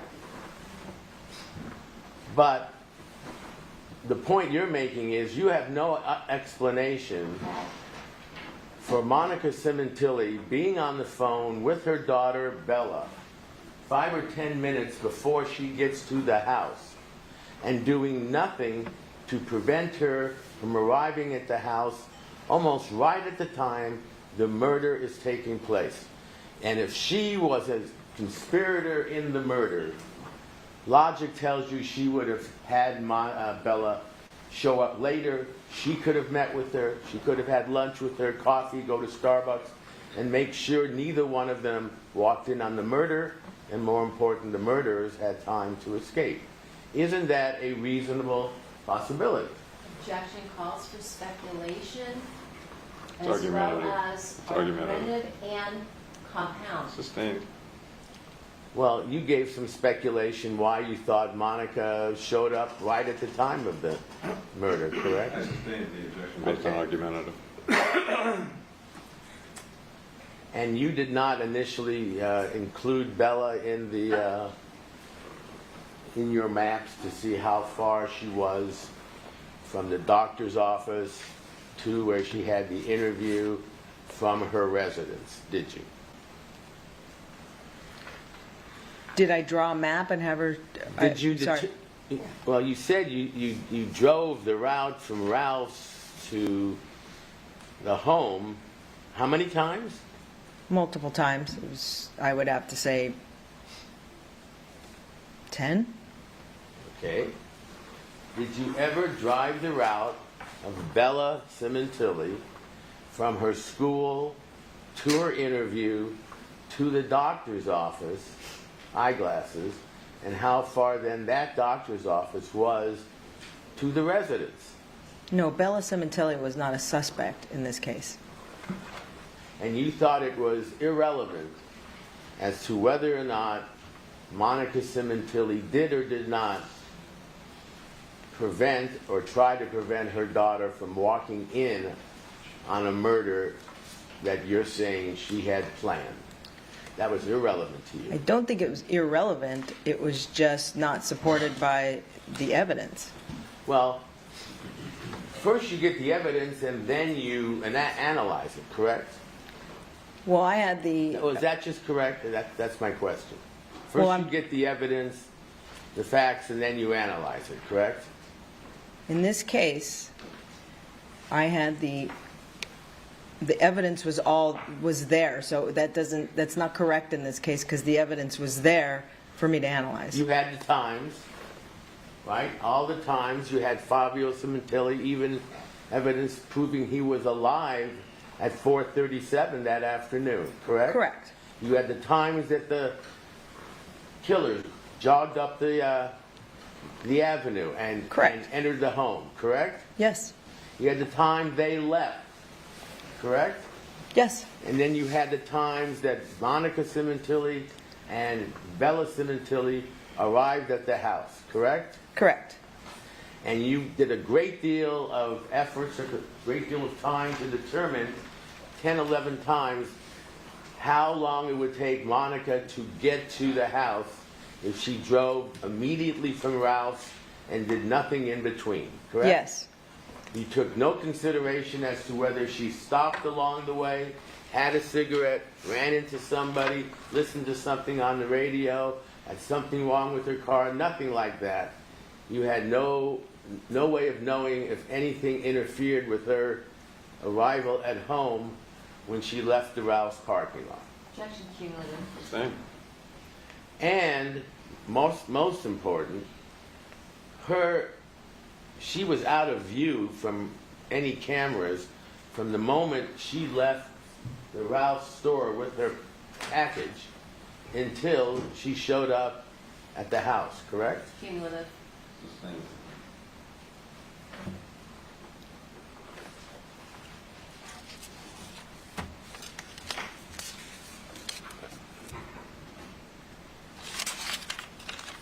Now, when it came to the evidence that you were just reviewing with Ms. Silverman as to why you believed Ms. Sementilli was guilty, what you would say in the include side, correct? Yes. Did you take, and you said, well, Mr. Baker lied hundreds or tens of hundreds of times, I don't know, 10 times, 20 times, on the overhears. You felt you caught him in many lies on there, correct? Object, he states the evidence. So, You took that into account, what you heard on the I overhears? believe that what I said, that he said in the overhears that he would lie and say he would take the blame. He'd go, he'd take the blame, that he would lie. That was my testimony. And But you- I do believe there was lies on the overhears. Sure. And the gist of his testimony we're saying is he would say he did it even if he didn't do it. He would lie and say he did it if he didn't do it to help her, right? That's not the gist that I got. The Okay. gist was, if you take it in the context of the entire overhear, he said, if this shit goes bad for us, which right there is suspicious to me, I'll lie, I'll go down, I'll say, it was me. You need to go home. Have you heard him testify under oath here? No, I have not. But you've heard Mr. Austin testify under oath. I was not here when Mr. Austin testified. Did you hear Mr. Austin give the proffers when he was under oath? Mr. Austin, I'm sorry. Did I say Objection, that? cumulative. it is. Do you know how many times Mr. Austin, the prosecution's star witness, lied to the police and to the court and to the jury in this case? Objection, argumentative. Sustained. And as you know, Mr. Baker has not testified yet, correct? Objection, asked and answered. Yes, sustained. So the people who would judge his testimony will be the jury, not you, correct? The people that'll, Objection, argumentative. Sustained. Just a couple more things. When you reviewed the case early on, were you not aware from reviewing Detective Gable and Partial's notes that they had located a shoe with a drop of blood on it that belonged to Mr. Baker? Objection assumes a fact, not an evidence. I'll allow this question. Your Honor, then I would ask to approach. All right.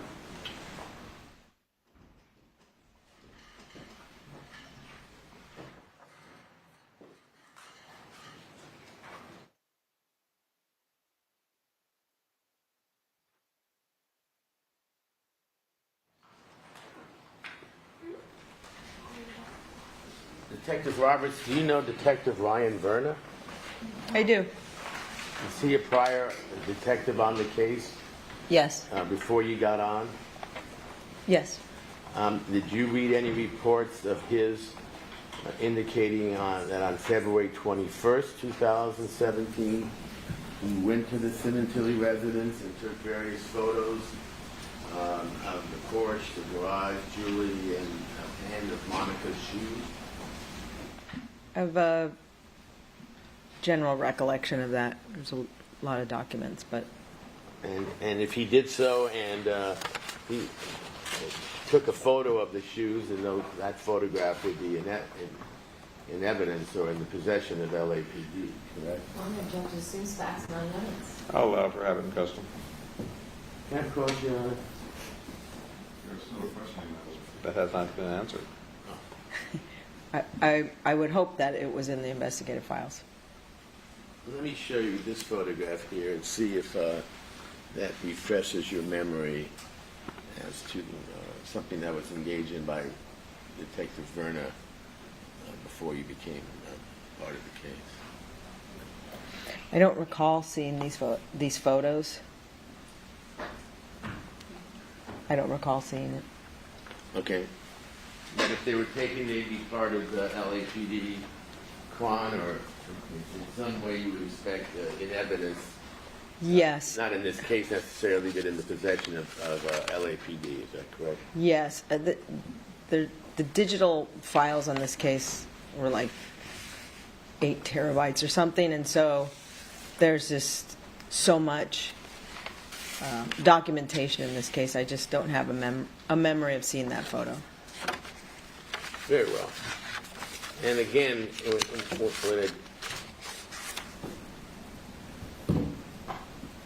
when it came to this woman named Paula McCullum, Yes. did you have a role in the investigation of her? Isn't that Jefferson's facts and evidence? Sustained. Also cumulative and beyond the scope.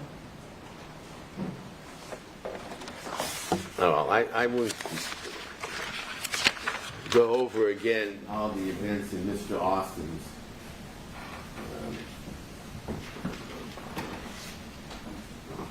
ride or trail from 2017 to today, but the point is, he was known to LAPD as early as 2018. Is that correct? And then Jeff again, cumulative. Sustained. Was not arrested to 2024. Same objection. Sustained.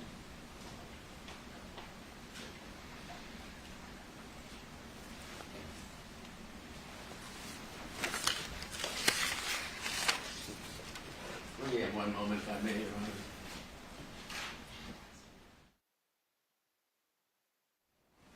Ms. Roberts, while you were one of the investigators on this case, didn't you interview Paula McCullum? Objection. The question, I'm sorry, say it again. Didn't you interview Paula McCullum? Objection. Cumulative. No, that question is overruled. I did not. Did you have any contact with her person to person?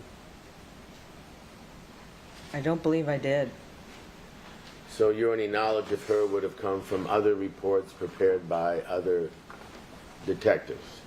Yes, and the conversation that the district attorney had when she was preparing for the trial that was supposed to take place in early 2024. And was Ms. McCullum a topic of that conversation? No, she had been subpoenaed.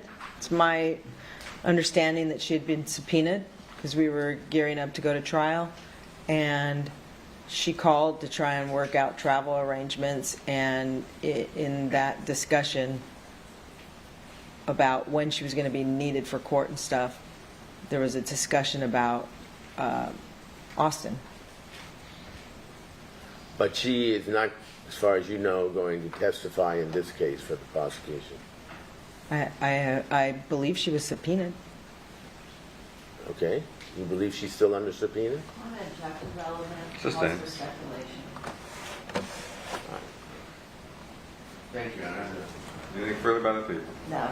Thank you. You may stand down, and you are excused. You may call the next witness.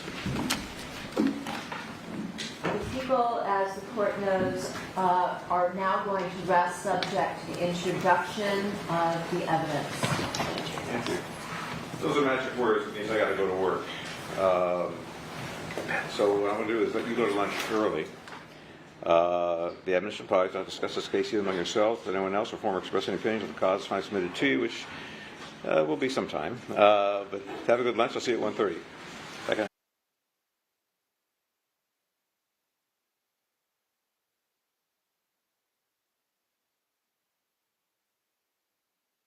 Can't tell you how impressed I am. Thank you.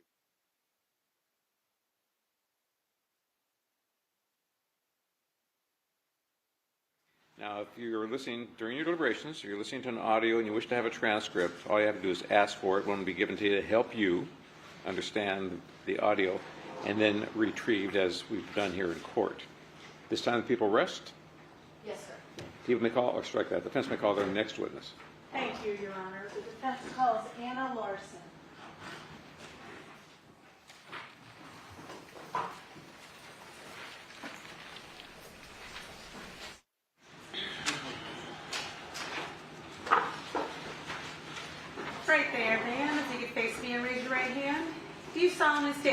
testimony you may give in the cause now pending before this court shall be the truth, the whole truth, and nothing but the truth, so help you God. Thank you.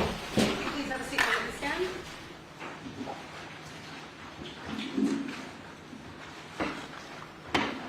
And for the record, say and spell your first and last name, please.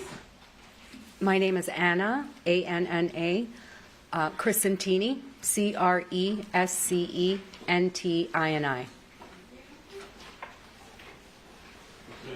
Thank you, Your Honor. Good afternoon, Ms. Larson. Good afternoon. Larson or Christantini? Crescentini is my maiden name. Larson is my married name. What do you want to be noted by? What do you want to be called? My legal documents say Crescentini. Okay, proceed. Ms. Christiantini, did you fly in from Canada a few days ago to Los Angeles in order to testify in this trial? I flew in on February 23rd in order to testify and be supportive for my sister and her girls. Can you tell me, I think you just did, but your relationship, you are Monica Sementilli's sister? Correct. Are you her older sister, and by how many years? Yes, I am the oldest sister. I am 2.5 years older than her. And where did you and Monica grow up? We grew up just outside of Toronto, and then we moved to a little north of Toronto to Woodbridge, where we grew up in our family home with my mom and dad and my younger sister. And your younger sister is how much younger? She's 10 years younger than me.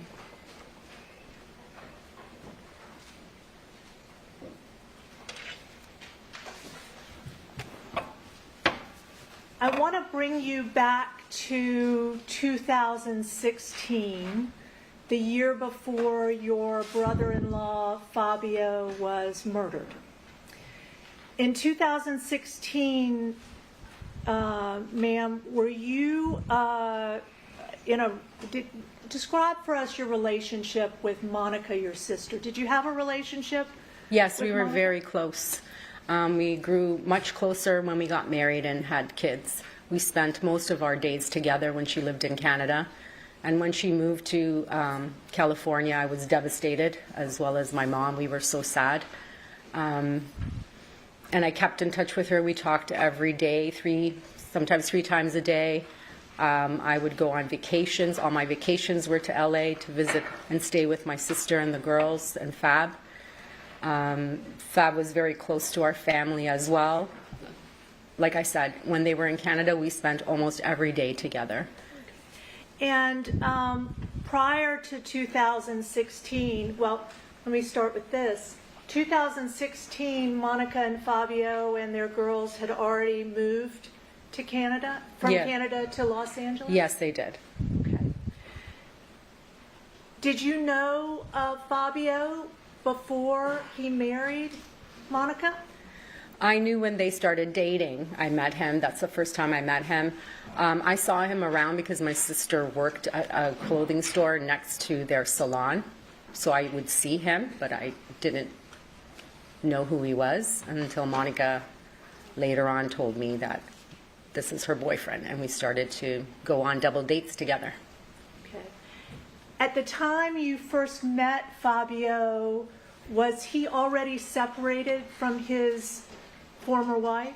Yes, that's what we were told by Fabio and Monica, that he was separated and divorcing his wife.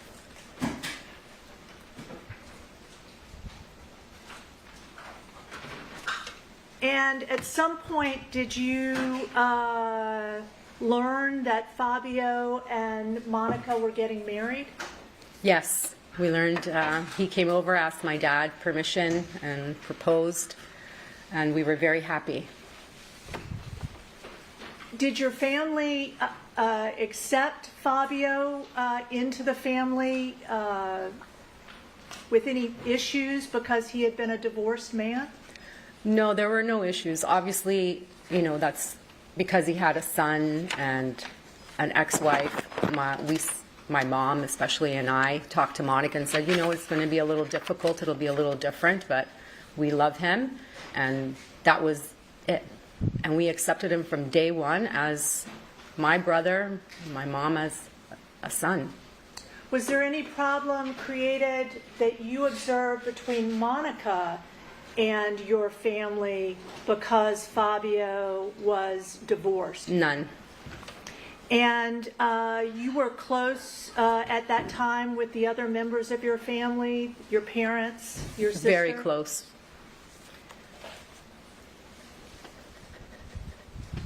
Can you tell us about what you observed at the time Monica and Fabio got married about their relationship, how they interacted? Did you have an opportunity to observe that? Yes. They seemed extremely happy when they were preparing for their marriage, after they were married. They seemed very happy. I've never seen them argue. When we went on a few double dates, I know Fabio had a very jealousy issue. So many times we were actually thrown out of bars and clubs because he would get into arguments or physical fights with other people there because of comments they made about my sister or things like that.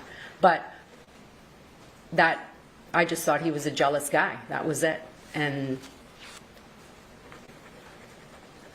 do you remember a specific instance after they were married where Fabio expressed that he was jealous?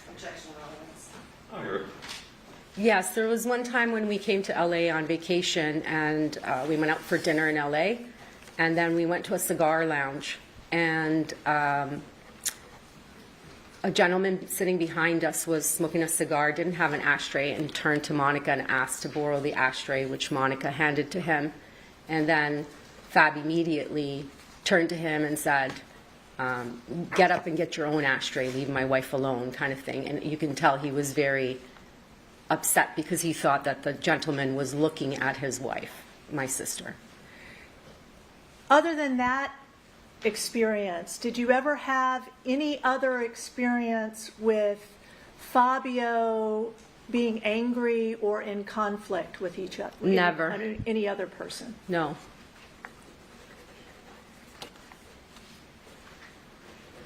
And at the point Monica and Fabio moved to California with their girls, did you continue to have a close relationship with both Monica and Fabio? Yes, I did. How often would you actually see Monica and Fabio? Well, like I said, anytime I had time off work, I would fly to LA, me and my family, my husband, sometimes me and my kids, sometimes me and a girlfriend would go. Monica and Fabio came often to Canada. We would see each other at least during the summer, every Christmas, perhaps even March break sometimes. So we were together quite a bit. We saw each other quite a bit. Did you also get to know Fabio's family? Yes. Were you close with Fabio's family? We were close, especially with Luigi. He was always welcome into our home. We spent many vacations together with Luigi. We went to Italy with Luigi. Luigi would be invited for Christmas dinners at my parents' house, birthday dinners at my parents' house. And we were very close with his mom and Dave, her husband. And they were very close to my kids as well. How about Fabio's sister Morella? Before or at the time, near the time Fabio and Monica and their girls moved to Los Angeles, did you spend any significant time with Morella? I was close with Morella. We had a good relationship, I thought. She was very kind with me. I was very kind to her. She would invite me to her house to swim by the pool when Monica was in town, and we'd have dinners together. And I did the same. She came to a few of my house parties and pool parties. So we had a pretty decent relationship. I don't know if you would call it significant. It's not someone that I would pick up the phone and call unless my sister and Fab were here. And when you say we're here, meaning in Canada? In Canada, okay. yeah. And after Fabio and Monica moved to California, did you continue to see them as much as you'd seen them in Canada? Well, no, because when they lived in Canada, like I said, we saw each other almost every day. At least my sister and I and our kids were together almost every day. Our kids went to the same school. We went to my mom's house 3 times, maybe 4 times a week for dinner, the whole family. And Fabio obviously was there as well, unless he was traveling. Okay. And let's bring ourselves to 2016, the year before Fabio was murdered. How often do you think you were personally with Fabio and Monica to observe them together in 2016? In 2016, they came for Christmas. I went there in March break. I believe they came in the summer. And then I went and spent Christmas with my family at their house. 2016 Christmas holidays, New Year's for 2017. Okay. And during those trips, when you started with Christmas, you mean Christmas 2015 and then into 16, the spring?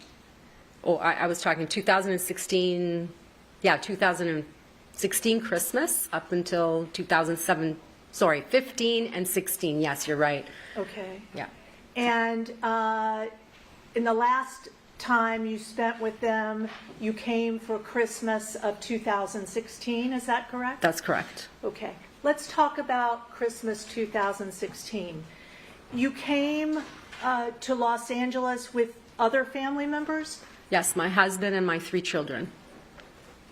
We came on Boxing Day, I believe, the 26th or the 27th, because we spent Christmas with my mom and dad. And you stayed through that next week? How long did you stay? I stayed all through New Year's until I believe it was January 6th, because I had to go back to work. I'm a teacher, so I just went for the 2 weeks of Christmas holiday. How long have you been a teacher? Since 1994. Who do you teach? Oh, I teach 8th grade, science and math. Have you always? Always taught grade 8th grade. 8th grade, and always science and math? Always science. Well, I teach everything, but science and math are my specialties. I see. And when you arrived in California for, it looks like you said the 26th, the 27th through the 6th of January, did you stay with Monica and Fabio? Yes, we always stayed at their house. And when they traveled to Toronto, they always stayed at my parents' house. And even if Fab traveled on his own, he always would stay with my parents. How often would you see Fabio when he was in Canada alone for traveling for business? Well, when I knew he was coming and he was staying at my parents' house, we would make a point to go there for dinner. My mom tried to keep all of us together all the time, which was beautiful. And did you say he would stay with you, not No, he would stay with my mom and dad. your mom and dad? Yes. Monica's mom and dad, your mom and dad? Correct. Would that be consistent, that he would stay with your mom and dad, or did he stay also with his family ever? I don't ever remember him staying with his family. He would go visit them and spend the day with them, but to sleep, he would always come back to my parents' house because he felt very comfortable there. Monica and Fab also lived with my parents for about a year while they were waiting for their house to be ready. When was that? When Jessica was born. Okay. And so back to December, early January of 2017. You stayed through the 6th of January, which would have been about a couple of weeks before Fabio was killed, right? Correct. Did you have an opportunity when you were living with Fabio and Monica during that time period, the 27th of December through the 6th, to observe their relationship? Yes, they seemed very happy, like they always did. They were dancing around in the kitchen. They were singing songs. Fab bought us both my sister and I gift certificates to a very fancy spa. So my sister and I went one day, and Grant, my husband, Fabio, and all 5 children went out for the day and spent it with the dads. Did you observe, how much of that trip were you actually with Monica and Fabio? Were you with them? The entire time. So from the time you got up in the morning till you went to sleep? Correct. Okay. And did you at any time during that trip see Monica going out at night or leaving? No, or never. Socializing without being with you all and Fabio? No, never.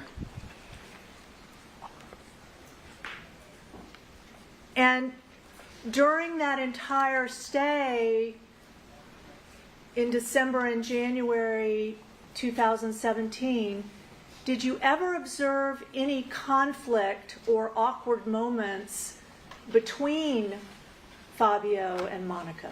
Never.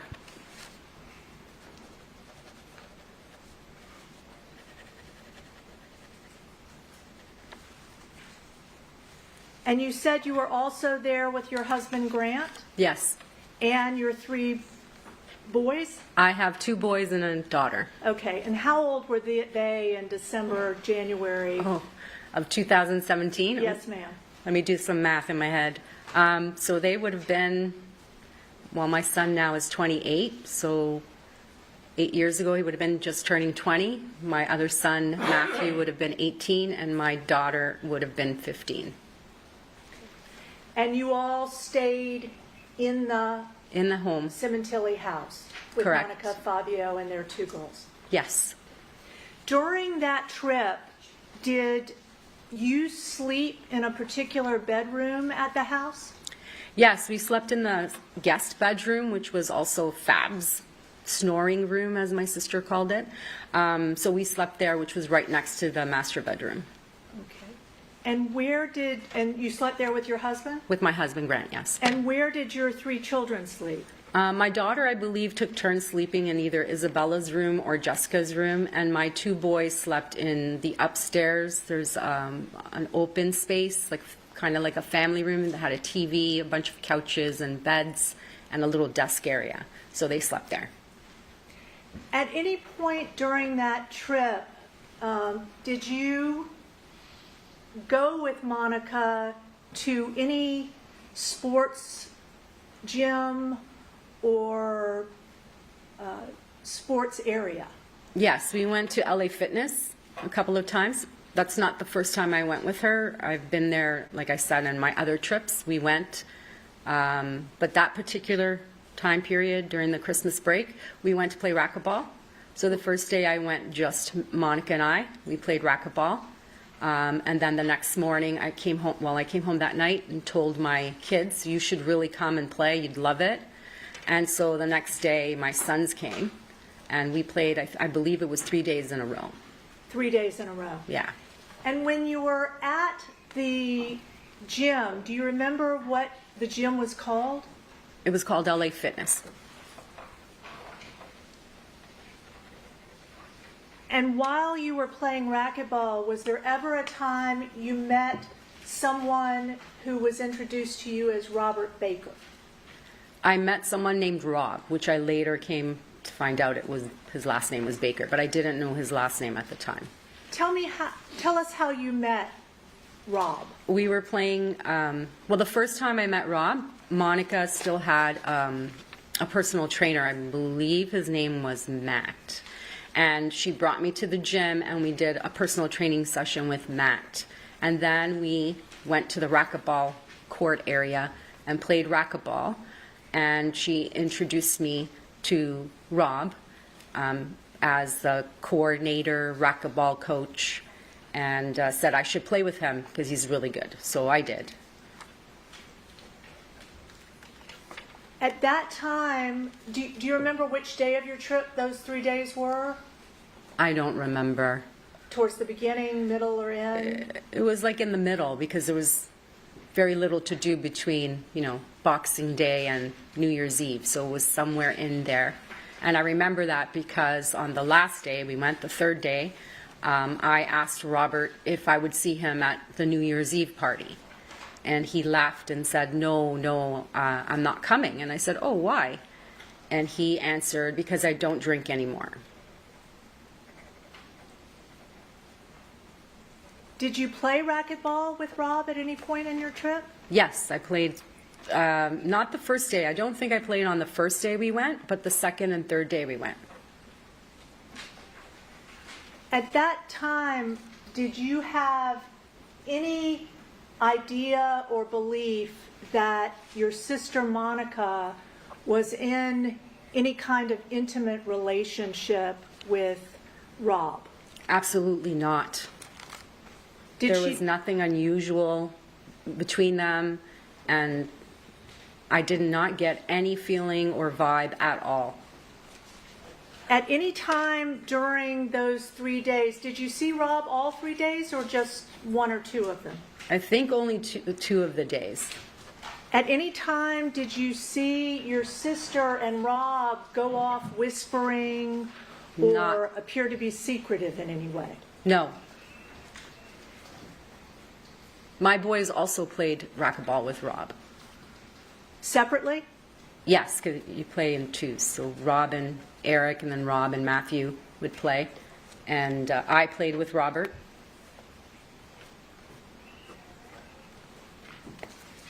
And then did you see Rob any time after that before Fabio was murdered? No. After that, were you with your sister for those days that you continued to be in LA, however many they were from the middle to when you left on the 6th? Yes, every day. Were there any days that your sister was gone for any period of time from your presence? No, we even went grocery shopping together. I went to Ralph's. I helped her do the groceries. We would come home. We'd make dinner together. I don't recall any time when I wasn't with her. And then you mentioned that you celebrated New Year's Eve Yes. with Monica and Fabio. Yes. Tell us about that. Who was there for that celebration? So on New Year's Eve, it was my family. So myself, Grant, my 3 children, Monica, Fab, Isabella, Jessica, their neighbor and friend, Deborah and Mike, and their, I believe, their son, Max. Jessica's boyfriend at the time, I don't remember his name, Ernie and his wife, Emily. Is that Ernie Valerano? Yes, I believe so. Do you know who Ernie was? Yes, I know he was a friend of Fab's. A friend of Fabio's. A friend of Fabio's, yes. And Nick, I don't know his last name, also a friend of Fabio's. Is that, if I said Nick Berardi, Yes, does that sound that's familiar? correct. Yes. Okay, And his girlfriend at the time. okay. And then after dinner, racquetball friends came. So I met Elise, I don't know her name, and her husband, I forget his name. I met Faye and her husband, I don't remember his name. Okay. And during that evening, Ms. Christini, did you have an opportunity to observe how Monica and Fabio were interacting? Yeah, they were great. They were entertaining the whole group. We had, my sister and I went and got karaoke. So Fab was busy putting on the karaoke songs and we were all singing. And it was raining kind of that night and cool. So we were all under the covered part of the patio where he usually sits. And the TV's right there. So we were having a good time. And that was a favored area that you were well aware of? Yes. He had his own chair. We knew where he would be all the time. He sat in his chair, smoked a cigar, watched his TV, extremely loud, and would be on the phone. He just had a very bubbly, outgoing personality. Did you know anyone who had any conflict with Fabio? I don't know of anyone. He was well loved.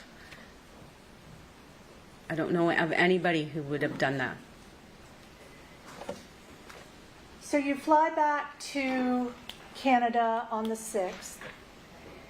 Did you have any custom or regular routine with your communication with your sister? Yes, so because I work, I teach, the minute I get home, I usually get home Toronto time around 5:30.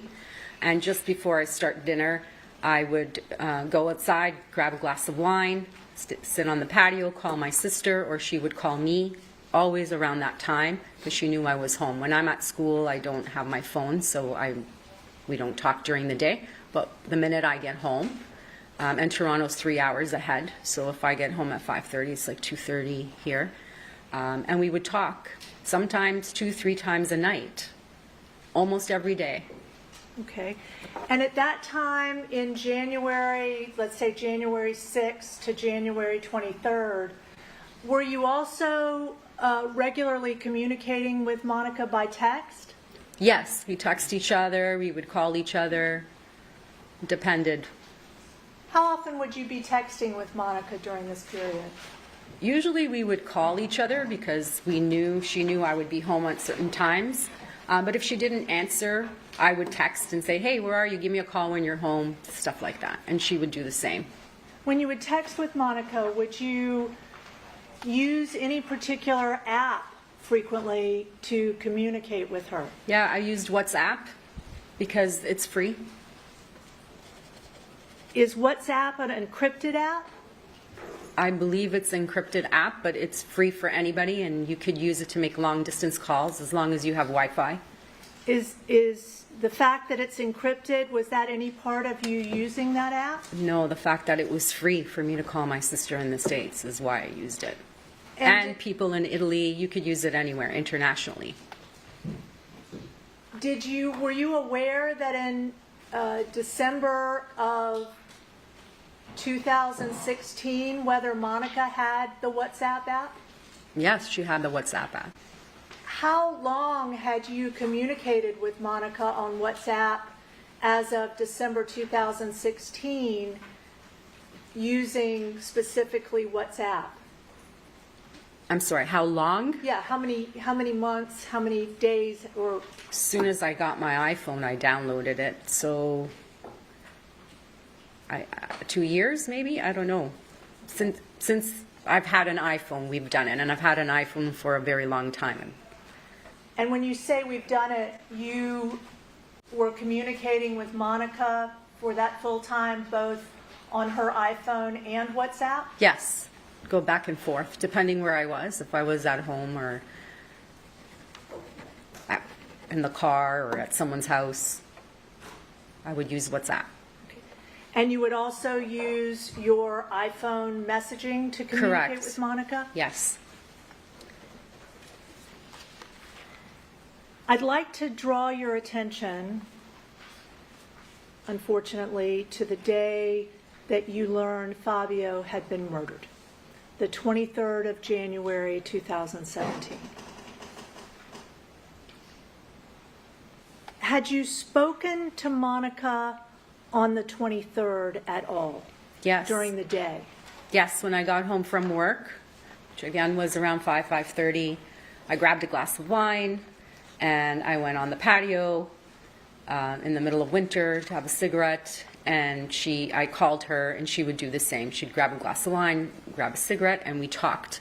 And we talked about our day, what was going on. Let me stop you just for a second. Sure. You have a specific memory of being on the phone with Monica on the 23rd of January 2017? Yes. Okay. And you believe that was at what time? The best you can recall. Toronto time, between 5 and 5:30. So here, 2 and 2:30. Okay. And when I spoke to her, I remember hearing her say goodbye to the cleaning lady. She said, the cleaning lady's here, she's just leaving. I heard her walk through the kitchen and open the patio door because it squeaks. And I heard the TV blaring and her say to Fabio, is it possible this TV has to be this loud? and which is something she would always say to him because it was very loud. And I screamed out and said, "Say hi to Fab for me," and he screamed back, "Hi, Annare," because that's what he used to call me. He called you what? Annare. Okay. Yeah. And that was something you heard on the 23rd? Yes. Okay. And I asked her, "Oh, he's home today?" And she said, "Yeah, he's sitting outside. He's on doing some calls and watching TV, but this TV's so loud, the whole neighborhood could hear it." Was Fabio usually at work or always at home when you called? If you know, when you called her or she called you during the day? You may answer. When I called her, he was at work. Usually.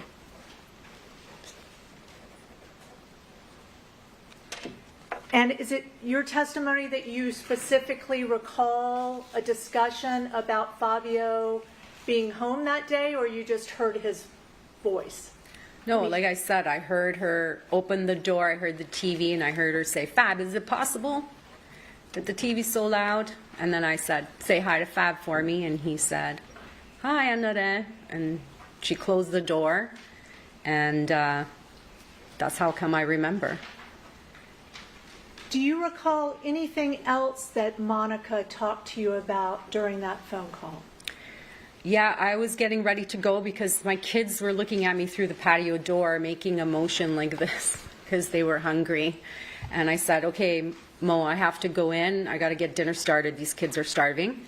Call me when you're done dinner." And she said, "Yeah, I have to go to Ralph's because Fab wants what we call fatina, which are veal cutlets, and I need to buy some stuff." And I said, "Okay, call me when you're starting to get dinner ready, because by then I would have finished dinner, and we can talk again." And she said she would. Did Monica on the call seem rushed at all or different from when you usually spoke to her? Not at all. She seemed 100% herself. Did you say it was you who told her you had to go while you were speaking on the phone? That's correct. I said I had to go because my kids were hungry. I had to make dinner. And she said, "Okay, yes, I have to go to Fab wants fatina for dinner. I need to go buy some stuff." And you both hung up the call? And we hung up knowing that she would call me back. She usually, when we said that, when I said, "Okay, call me later when you're getting dinner ready," I was expecting a call around 7:30. And instead I got one at 8. Okay. Let's talk about that briefly. How did you learn that Fabio had been murdered?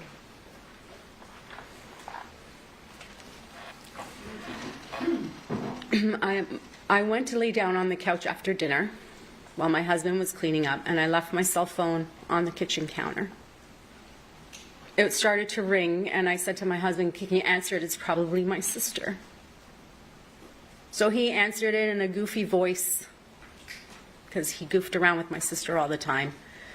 And he went, "Hello," something like that, like very weird answer. And then he held the phone to his ear and his mouth open, and he just went, "What? What are you talking about?" And I said to him, Stop fooling around, just give me the phone." I knew it was my sister. And he passed the phone to me in shock, and all I could hear was Jessica screaming and crying, hysterical, saying, "My father's dead. They killed him. He's dead." And I didn't understand. I'm like, "What happened? What's going on?" And she was just crying hysterically. And I said, "Who's there? Pass me to someone. Where's your mom?" And she said, "My mom's here. She can't talk." And she passed the phone to Deborah. And Deborah is the one who told me what happened. Okay. Deborah was who to you? Did you know a Deborah? Yes, I've met Deborah on almost since my sister and Fab moved there and lived on Nogales Street. She was a neighbor there, and that was one of the first friendships that Fab and my sister made. So every time I went to California, I always saw Deb and Mike. And that was Deborah Obad and her husband Mike? Correct. Okay. And what did you do upon learning this and speaking with Jessica, if anything? With speaking with Jessica or Deborah? I'm sorry, Deborah. When I spoke to Deborah, I learned that Fab was stabbed, that he died, that Bella found him, that there was nothing that the paramedics could do, that police were there, and Monica and the girls were standing in the driveway, and Monica didn't want to leave. And I asked to speak to Monica, but Deborah told me that she couldn't talk. She couldn't come to the phone. She's in no condition to talk. She can't put words together. And I said, okay, please just tell her I'm going to come immediately, and Grant's getting a flight out for me. I'll be there soon. Just tell her I'll be there soon. And Deborah asked me if I was going to tell my parents, and I said, I'm driving there right now. It's not a phone call you want to make. So I hung up with Deborah. We had agreed that I would call her the minute I knew of flight information. I jumped in my car, and I drove to my mom's house, and I had to break the news to my parents. And my mom collapsed.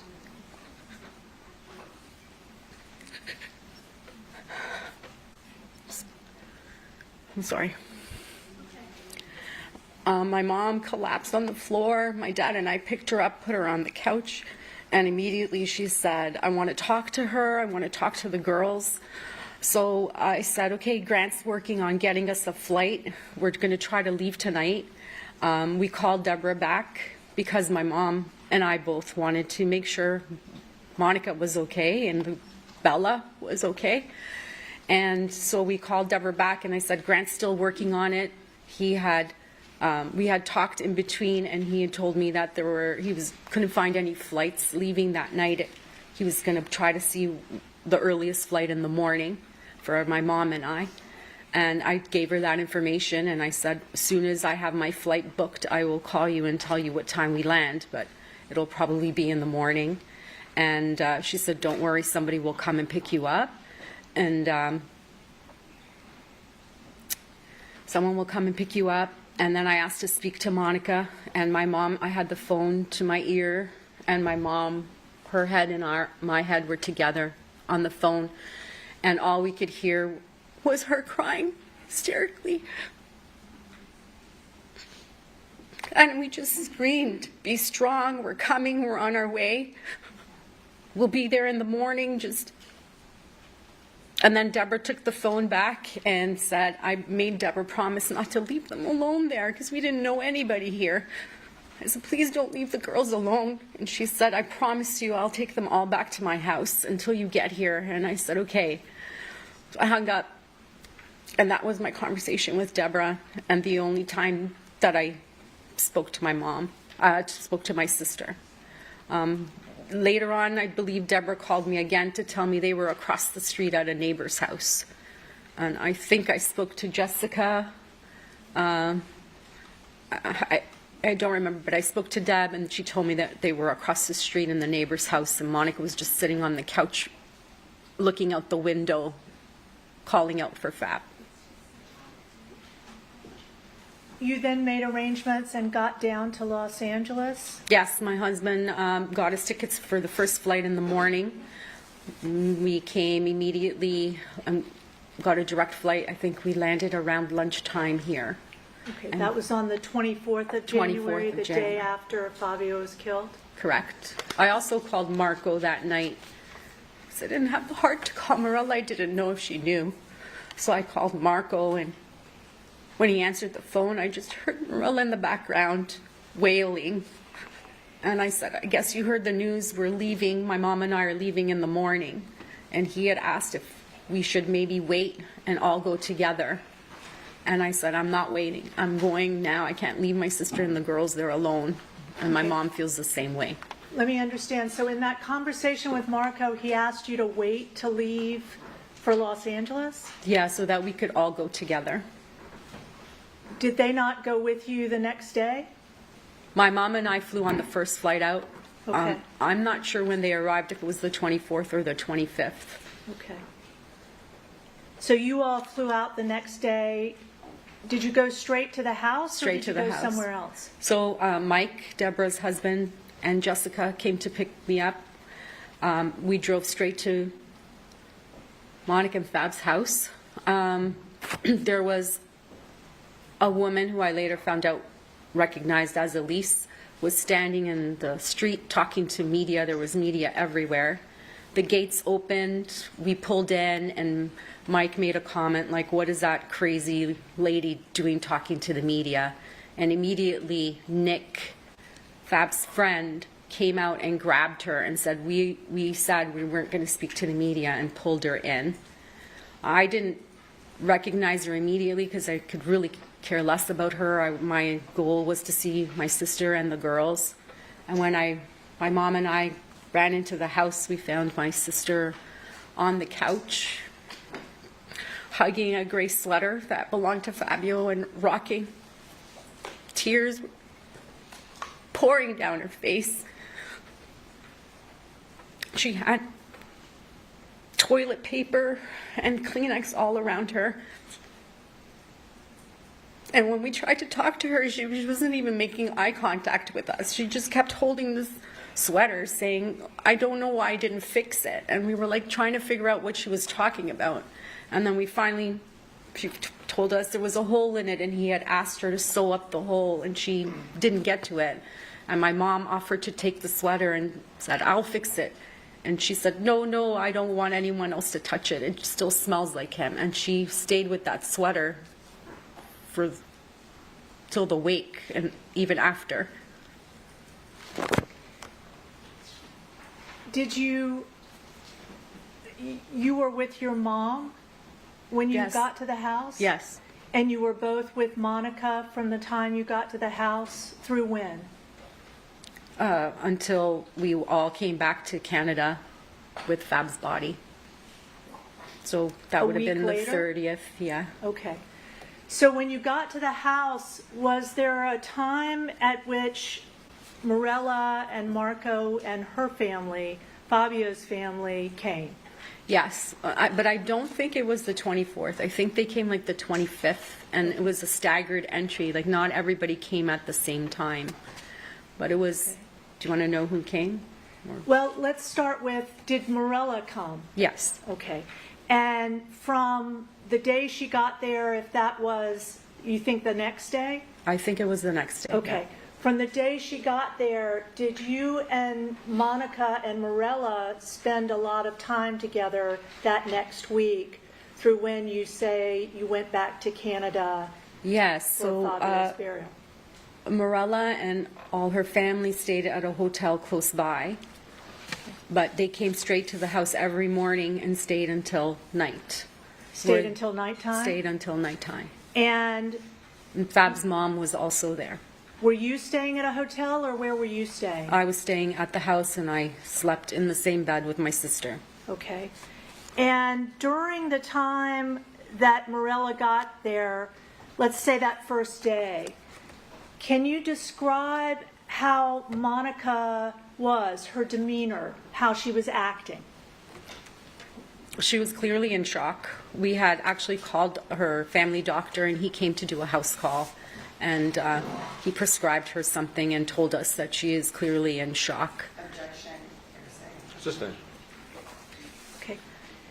Can And- you describe Describe Monica? what she looked like, what her demeanor was? Sure. Stricken. You Can I answer? Okay. Yes. She was in her gray robe the whole time, very rarely changed out of it. Tears were always streaming down her face, even though she wasn't like sobbing hysterically. There were always tears going down her face. Her nose was always running. She sat outside with me most days and Morella. She created like a little shrine where Fab used to sit and I don't know if it was Monica or who did, but somebody put a hat and his favorite cigar and his favorite tequila next to there. And so we all sat around this chair and she would just stare at it, holding this gray sweater, tears coming down. She really couldn't put together a sentence for the first day or so till she started actually talking. And she never really told me what happened. I heard it from Jessica and Isabella because she just couldn't even bring herself to describe what she saw. That first day Morella got there, or even the second or third day, was there ever a time that you observed Monica conducting a tour of the crime scene, of the place where Fabio had been murdered, or talking about what had been found or not found by the police? I never remember her doing anything of the sort. Was there ever a time during that day that Morella got there that you observed Monica giving away Fabio's personal things? The only time I saw my sister give anything away was the Rolex watch that Fab had on. She had told me that she wanted to give that to Luigi and wanted to make sure Luigi got that because Fabio would want his son to have that. And so she gave Luigi that. And the only other time I remember any talk of taking stuff that belonged to Fabio was when they were choosing what Fabio was going to wear in the casket. And they were deciding between suits, which suit should he wear, the red one, the blue one, the gray one, his favorite hat, how they called him Big Daddy. And at that time, I think my sister said to the nephews and Luigi, if you would like to take a piece of clothing or something to remember Fabio by, please go ahead and feel free to do so. She wasn't giving away his stuff. She was offering a memento for them to take back to Canada if they wanted something. And did you personally observe this? Yes. And did you observe any of Morella or any of her family members asking for any items that they, after she offered this? They didn't ask. They just went in and they came out. I think someone took a hat, and someone took a scarf, someone took a jacket. I really wasn't paying attention to what they took, but I know they did take stuff. Okay.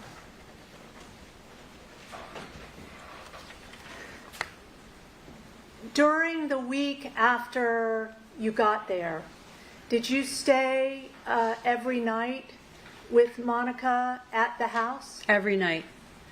And during the day, were you there all the time with Monica? All day. Okay. Would she leave for any reason, for any period of time? Not without me.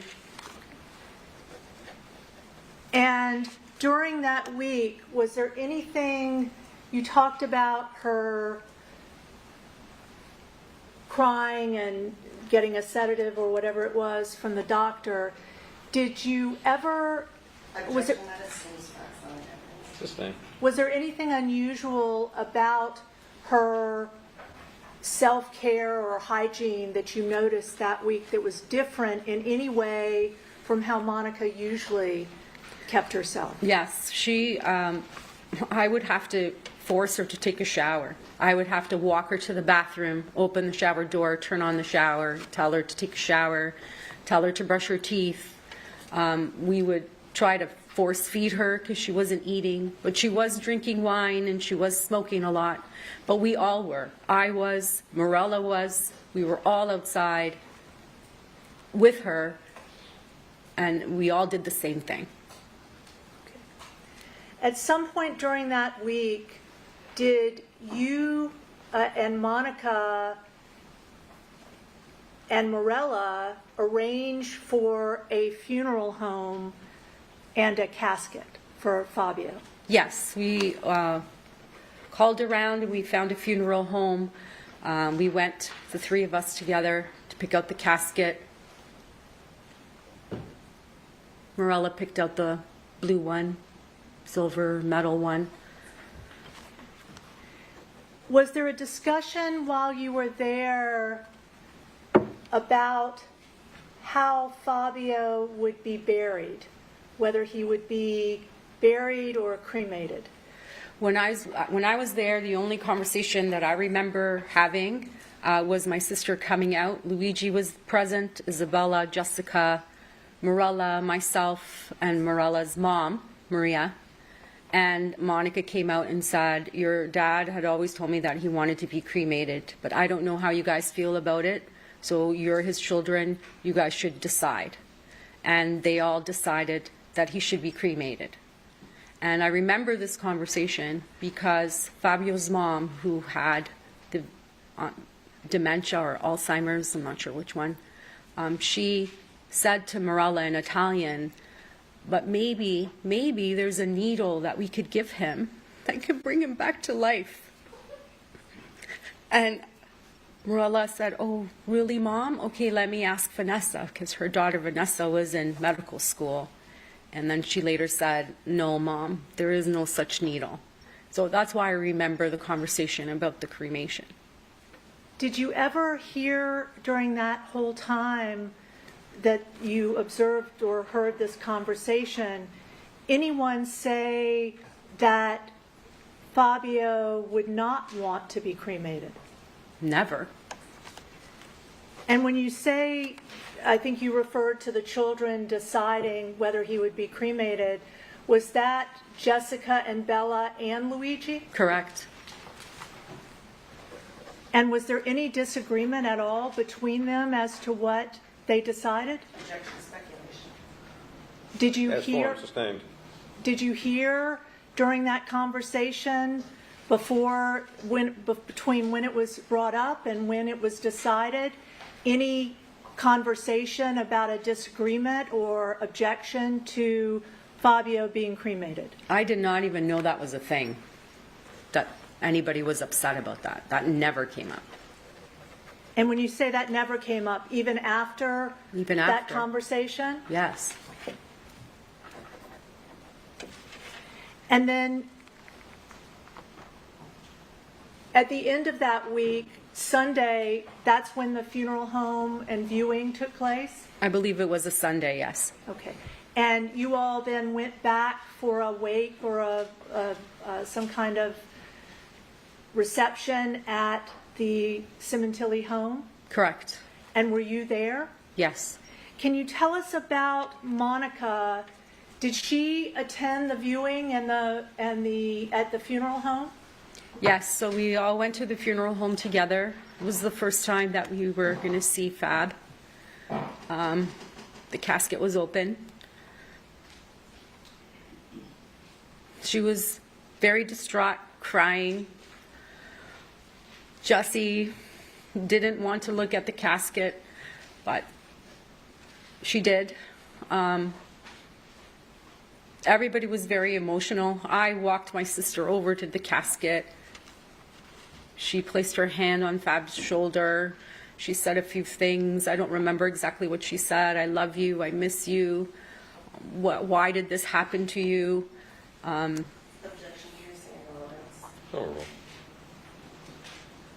Did she say anything else that you recall? No, because she was crying. Mumbling words, crying.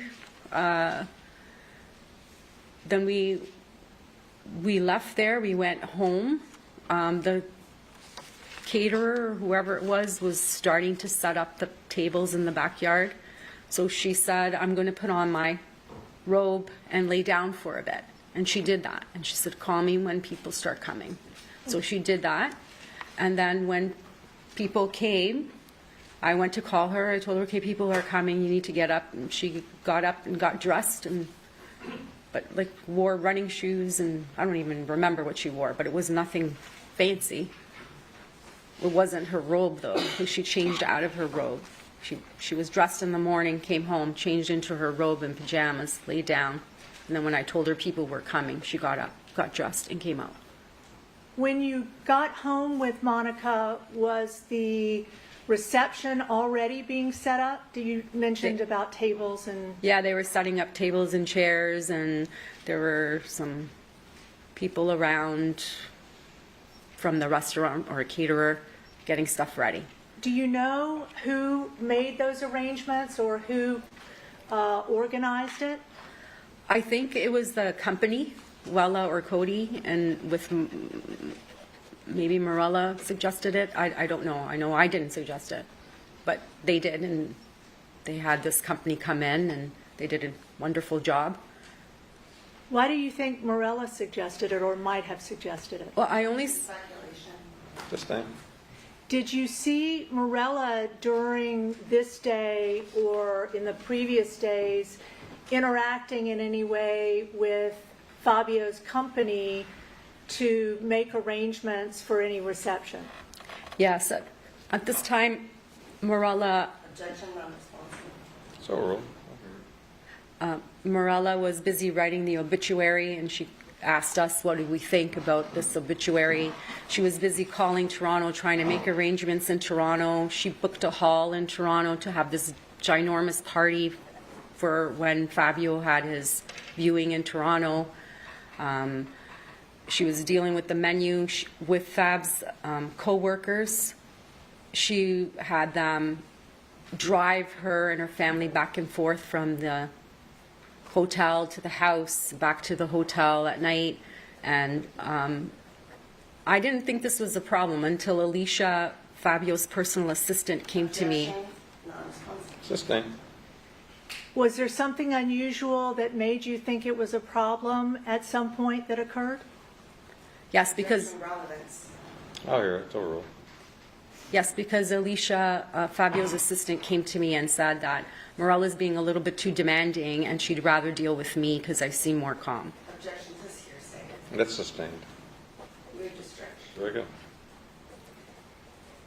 Did you learn that members of Fabio's company believed that Morella was being demanding about arranging for things? Sustained. Did you come to understand that Alicia Truesdale believed that Morella was being demanding? Same objection. It's the same thing, counsel. Sustained. Thank you. Ma'am, at some point during the week between Fabio's death and this reception, did any members of Fabio's company come to the house to speak with Monica? Yes, I should point out that during that whole week, it was a revolving door at Monica and Fab's house. There were lots of people coming and going, but from Non-responsive. It is not responsive. Were you there that Stricken. whole week? yes, And you were there both during the days and into the evenings? yes, And at some point, did you see and meet members of Fabio's company who came to the house? yes. Do you remember which day they came to the house? No, And when they came over, who came over? Henry from HR, Alicia Truesdale, and there was another woman, but I don't remember her name. Okay. His boss, Sal, and his wife. Okay. And do you know, did you have an understanding why they were coming over? To give condolences. Henry came to talk about what they were going to do for Monica, what the company would do for Monica, and he spoke to her in private. Okay, before he spoke to her in private, had you ever heard your sister ask about what she was getting from Fabio's benefits or life insurance prior to the time that these folks came over from the company? No, I did not. And when they came over from the company, Sal and Henry, did you sit down with Monica and Sal or Henry from the company? No, I never sat down with them. Okay. At some point during the time they were there, did anyone ask to speak to Monica privately? Henry asked to speak to Monica privately. Okay. And that was the same day he came over? Yes. And did you observe what Monica did in response to Henry asking to speak to her privately? They went to her bedroom and they spoke privately in there. At any time while they were meeting, did you or Morella go into the bedroom and sit with them? No. At any time while Henry or Sal were there, did you and Morella go into the living room or dining room and sit with Henry and Monica? I believe we were already sitting at the dining room table when Henry and Monica came out. Before Henry and Monica went in, was there ever a discussion in front of you and Morella with Monica present about life insurance or benefits or stock options or anything like that? No, there, So, rule. no. Do you have a distinct memory of that? I don't, actually. I remember him coming out, and I don't remember Monica ever asking anything. I remember Henry coming out and saying he took good care of. We're going to take good care of her. Okay. And after they came out, did you learn for the first time that the company was offering to continue Fabio's salary for 6 months? Correct. I knew they were going to pay up until June. Okay. How did you learn that? I think it might have been Henry that told me. And that was after they came out of the room? Yes. At that same day, was there ever a time that you heard any discussion of stock options or life insurance from Henry or anyone else at the company? No. And did Monica at any time during that day ever say anything about her wanting a lawyer because she thought she might be screwed? Absolutely not. Did she ever during that day that the company members were there ever bring up the subject of getting a lawyer? No.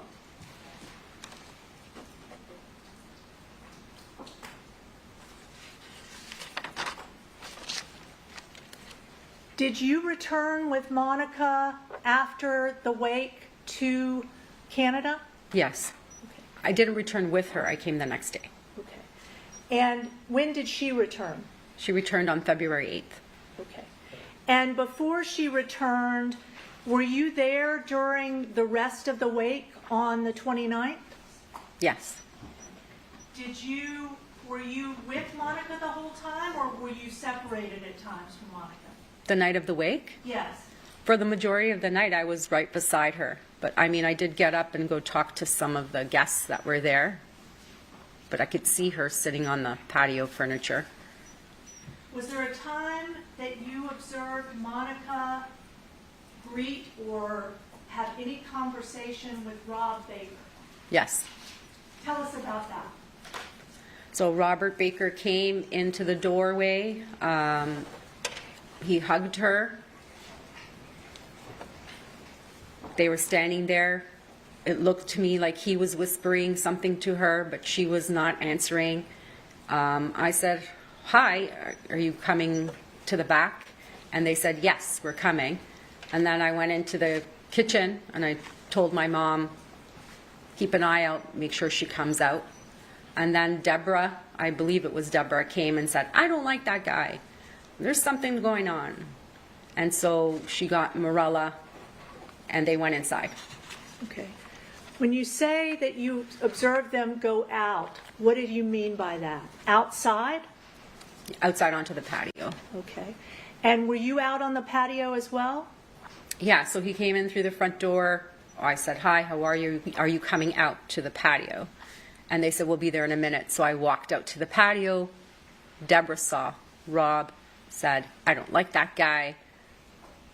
And then she went to go talk to Morella, and they both went inside. I went outside. How long was this whole period, if you remember? To be honest, I don't remember, but it wasn't very long. Okay. And did you ever see your mom confront Rob? I saw my mom come out and say to him, "Who are you and what are you doing here?" And to which he responded, "I'm a friend and I'm consoling her."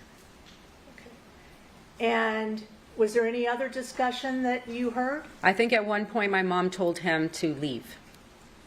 Did he leave? Not right away. Okay. What did he do? I think he came out to the fire pit and opened a beer. Did you see him do that? I saw him open the beer.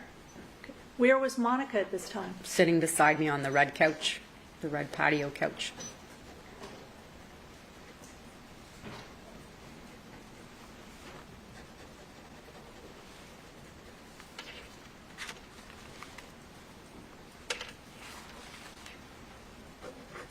And that night, did you stay with Monica? Yes, And did you stay in the same room that night? yes. And can you describe for us Monica's demeanor before you went to bed? Do you remember what time you both went to sleep? I don't remember what time it was, but I know that she was physically exhausted. She sat on the edge of the bed. I went into the bathroom to wash my face and get ready for bed. And when I came out, she was sitting on the edge of the bed, hysterically crying. I ran in, got her some toilet paper because I couldn't find a box of tissues. I grabbed toilet paper, brought out a roll. We sat on the edge of the bed.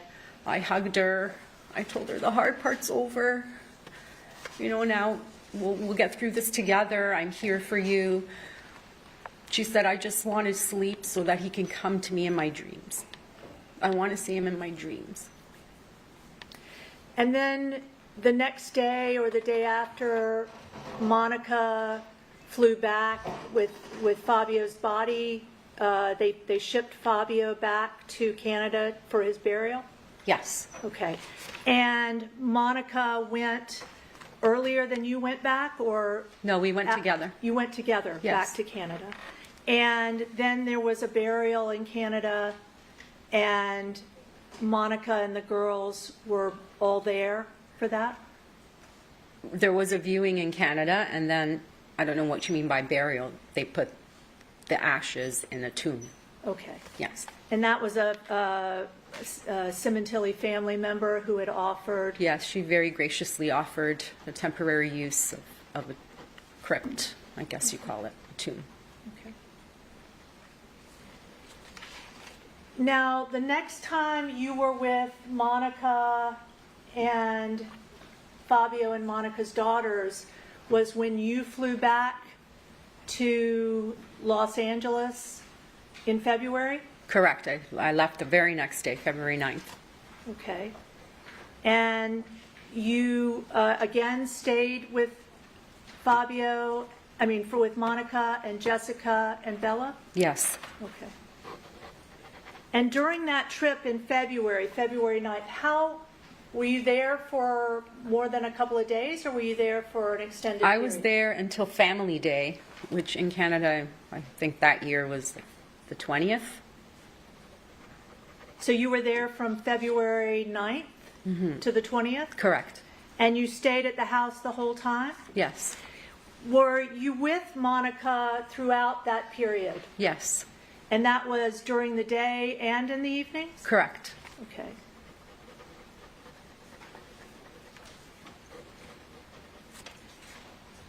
And during that period, was there ever a time that Monica Sementilli brought up the subject of life insurance or stock options or money benefits having to do with what Fabio had at his company? Monica told me that Fab did not have a will, and I suggested that she seek an estate lawyer. You suggested to her that she seek an Correct. estate lawyer. And I said, that's why I'm here, to help you go through all these things. And we could Okay. figure it out together. And how did she respond to that suggestion? She said she didn't know any estate lawyers. So then I said to her, well, how about you call your chartered accountant, Joel, and ask him if he knows any estate lawyers, which we did. And he did, and he recommended Jeff Sidney. Did you go with her to that? Well, did she ever make an appointment? Yes, she made an appointment, and I went with her to the appointment. I did not go in the room, although she did invite me in the room. I said, no, that's your personal financial information. I don't need to know that. I'm here if you need me.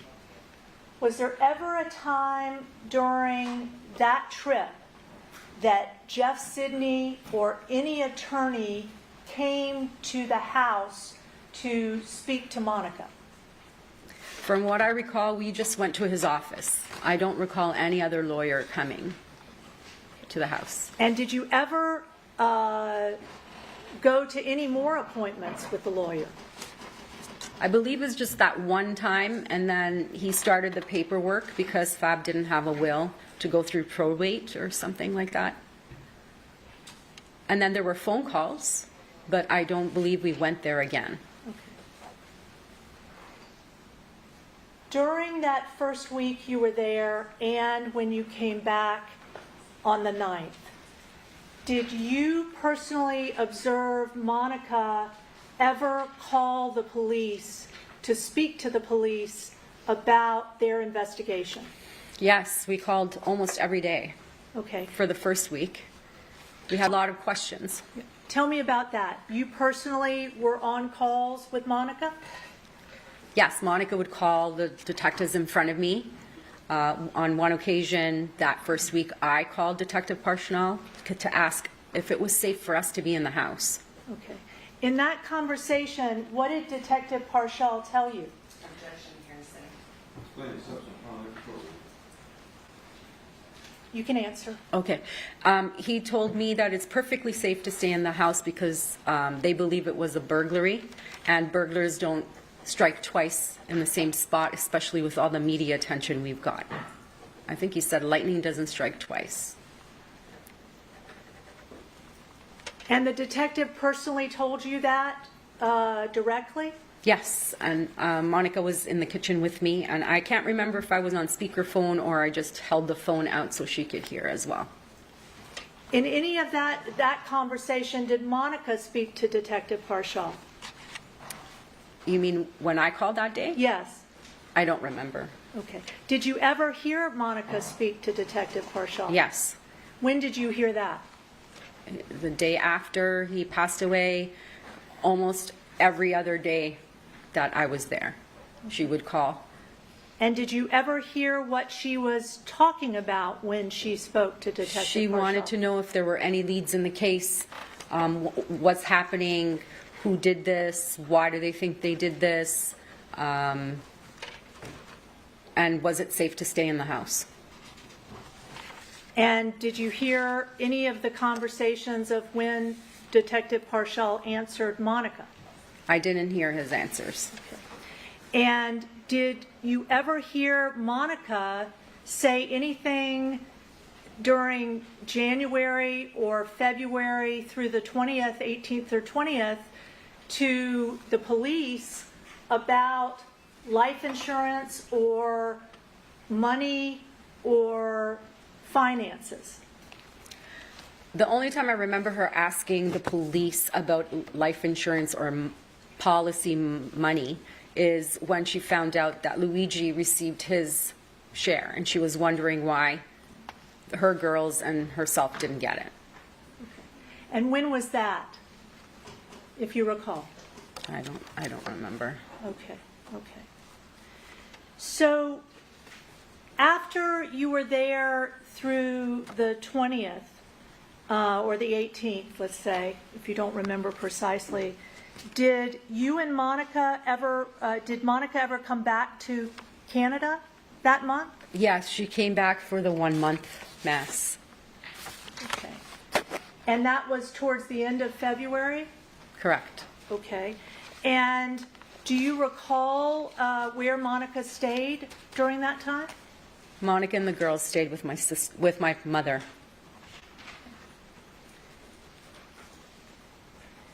And during the time she was there, was there ever an occasion that you and Monica and Morella and your cousins went to a dinner at a restaurant? Yes, we went to a restaurant in town, Woodbridge.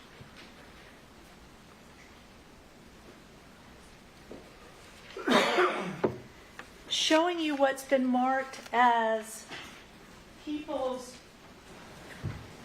107.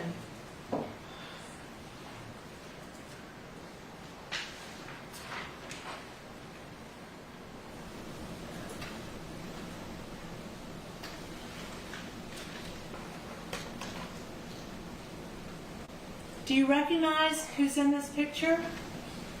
Yes, that's my sister, my cousin Marcella, myself, and Morella. Okay. And is this the dinner that you recall on the 1-month anniversary of Fabio's death, where there was going to be also a mass in Canada? Yes, but I don't know why it says April 13th. Okay. So you recall this happening towards the end of February, beginning of March? I do. Okay. Your Honor, may I mark for identification a one-page copy of a photograph with Ms. Crescini and Monica Sementilli as defense 626? Yes. Thank you. Showing you another photograph. Is this a photograph of the same dinner that you identified as occurring when Monica was up for the 1-month mass in late February, early March 2007? Yes, it is. And showing you the timestamp information on the photo, does that look like it reflects the actual date that that dinner occurred? Yes, it does. And was that March 2nd, 2017, that you were with Morella Rota, right? Yes. And your cousins? It looks like the same place. Okay. When you say the same place, I notice that Monica is in what looks to be a black winter coat. Is that Monica in the picture? Did she have a black winter coat on that night? Yeah, she did. Okay. And you see yourself in that picture? Yes, I do. Okay. And who are the other people in the picture? So the blonde next to Monica is my cousin Marcella, and the brunette next to me is my cousin Nina. Okay. And I see in the background there's a woman with reddish hair on the left. Mm-hmm. And you are, does that accurately represent the dinner you were discussing earlier? Yes, The that's, picture? yes. And I see in the photograph that was presented to you prior, do you see, is that the same woman you saw in the other photograph? Yes, it is. And Monica is in the black coat? Correct. And Morella is on the right? Correct. And that was the same dinner? That's correct. My cousin Nina came later.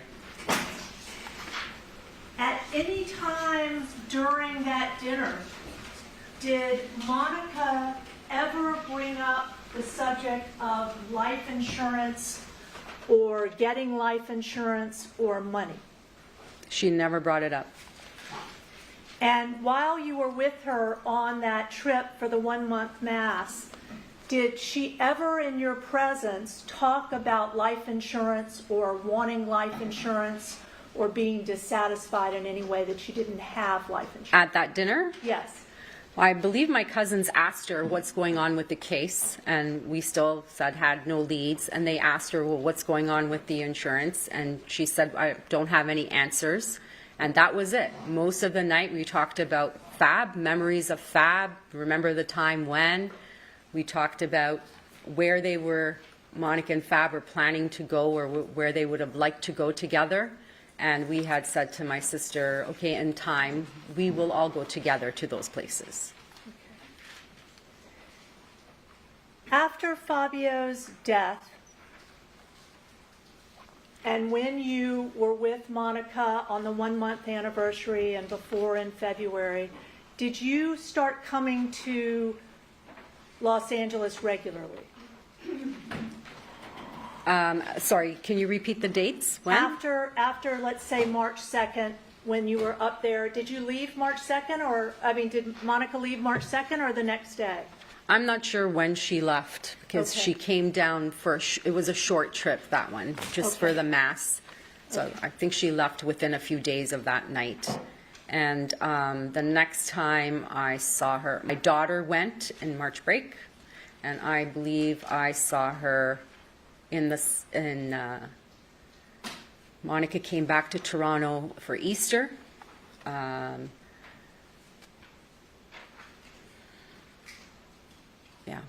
she came back for Easter. She came back for the Lifetime Achievement Award that Fab received, that she was accepting in his honor in the first weeks of June. And then she was arrested. And then she was arrested 2 days after that. Okay. Ma'am, you and your sister, when you were not visiting Los Angeles, would you continue to talk or text on a regular basis? Yes. In any of the text messages you had with Monica, did she ever complain about life insurance or not getting money?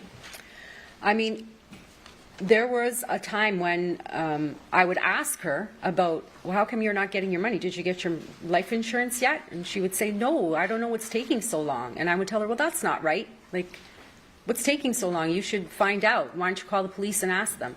I said that. My mom said that. My husband Grant told her that. Marco told her that. Morella told her that. We couldn't understand why she wasn't receiving this life insurance policy. And at that time, we also knew that Fab's company was going to stop paying, giving his salary to them. So my sister didn't have a job. How are they going to live in that house and pay for all their bills? Did you ever at any time see Monica or learn that Monica had been going on any kind of spending spree or buying things that were ridiculously out of character for Monica in purchases of any physical items? After Fab died? Yes.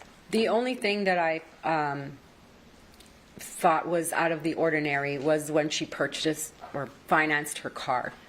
At the time when she told me, I didn't see the car. She just told me that she leased or financed Ford Mustang, which is not unusual because we all love Mustangs. It was my first car. Fab loved Mustangs. Monica loved Mustangs. When they moved to California, Fab purchased an old red Mustang for Monica to drive around, which was later passed down to his daughter, Jessica. So the fact that it was a Mustang didn't bother me. Did you come to know that Monica had any issue with Fab's truck, a Ford 150? Yes, I think it was in February when I was there that we were dealing with the Porsche situation, trying to sell that, and to try to figure out what she wanted to do with his F-150. Okay. And did you personally learn what Monica was wanting to do with the F-150? Sustained. Did Monica ever talk to you about what she wanted to do with the F-150? Did you learn at some point that Monica was unable to keep the lease on the Ford 150? So rule in that ground, but it is hearsay. Sustained. Did you ever know what happened to the Ford 150? Yes. What happened? Well, objection. It's going to be based on hearsay. Sustained.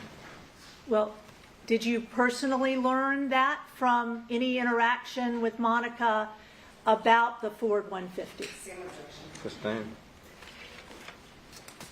When you learned that Monica had purchased a Mustang, did you learn ever that she had purchased any other vehicle?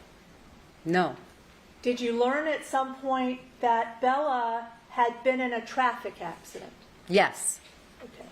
And what did you understand had happened in Bella's traffic accident? All I remember was that her... Objection, hearsay. Sustained. Where did you learn this from? My sister. Okay. Objection, hearsay. There's no question.